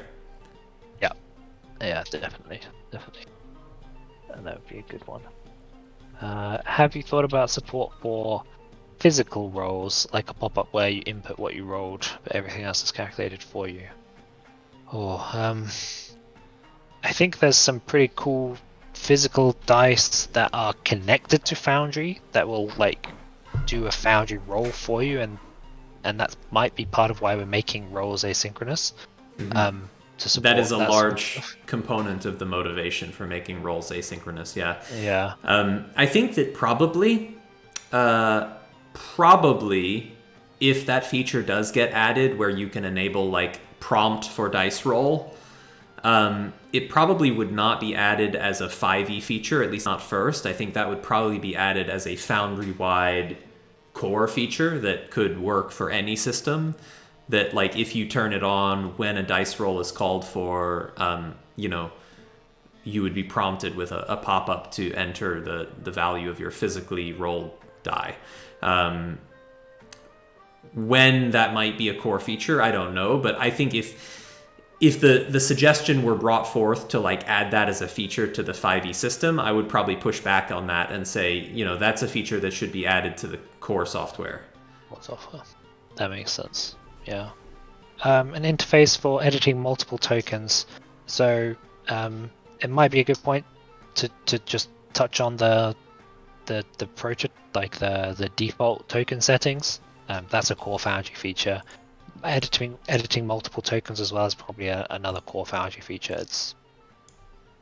I think it's a perfectly reasonable idea. Bulk edit for certain types of objects.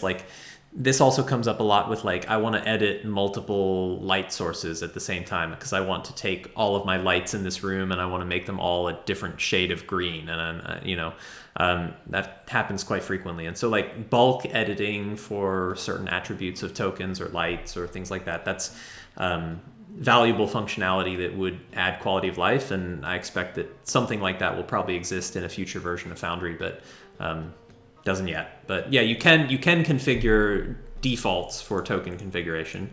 So if you always want all tokens to always show their health bars, and you want all tokens to always show nameplates on hover, you can configure that, and then when you create a token, it's going to have, well, I guess maybe one of a different type. But yeah, so have to create an actor first for it to get those. Yeah. But yeah, when I place a token for the skeleton or something, it would then have that applied. Yeah, that's right. I don't know if there's any more you wanted to take, or you got to go soon. Yeah, pick a final question for us before we close it out. Uh, that's too much pressure for it. I found a question that's not good enough for a last question. Is there a way for passive perception to reveal secrets? Yes. That's a tough one. That's like complicated for a small amount of value, I think, but it's possible. I don't know if it'll ever come to the core D&D5E system though. Yeah, we'll see. I mean, I think that's the kind of thing that I'm not necessarily sure I'm a fan of it, because there's so much subjectivity into what is a secret and what circumstances are there around your passive perception. There's, rules as written, there's things that can modify your passive perception. Like if you ever have disadvantage from everything, that's dropping your passive perception down. Yeah, that's right. And so like, there could be a system where like this secret door could have a field added to it that's like, perception DC, and you could put 16 in. And for anyone who has a 16 or better, like it could be displayed as a regular door and not as a secret door. It's possible, but what if it's dark in the room and suddenly you have disadvantage and that part's not automated, and then you incorrectly reveal the door, and it's one of those things that like you can sort of automate it, but maybe you've just tied your shoelaces together and so you trip anyways. So it's the kind of thing that I feel like is probably best left to the game master to arbitrate. That's sort of what they're there for, is to be the arbiter of those rules given the situation, and to it's very easy for the DM to reveal a secret door to you. So it's for me, that's the kind of thing that would be probably lower priority. All right, well, good question, and thank you all so much for joining us. And Kim, thank you so much for setting this up, and thanks to Matt Colville, who didn't give us necessarily like permission to show this, but did create this Delian Tomb mini adventure as a starter adventure. So great work to Matt for creating this one, and Kim, thanks for setting this up as a little demo. And thank you all for coming to join us and hang out and learn a little bit about the 5e system. Yeah, it's been good. Thanks for helping me out with it. Sorry we didn't get to all. There was a big flood of questions right at the end, but I can answer them. Yeah. Discord, for example. So if you want to join the Discord, you can ask us questions there. That's a good idea. Yeah, if there's any questions after the stream, maybe we can take it to the D&D5E channel in Discord, and we can have a little bit of a continued chat over there after the stream wraps up. But all right. Well, that's it from me. Kim, any last words? No, just echo the thanks. Thanks all for coming, and I'll see you later. One last quick pitch from me is that myself and Cody and Matt from the team will be at PAX Unplugged this weekend. If any of you are there for the con in Philadelphia, we would love to see you. We'll post some info on Discord about where you can find us. So if it happens to be possible for us to meet up with you there, we would love to see you. All right, that's it. Cheers, happy gaming. Thanks for tuning in. Until next time. Take care. Bye.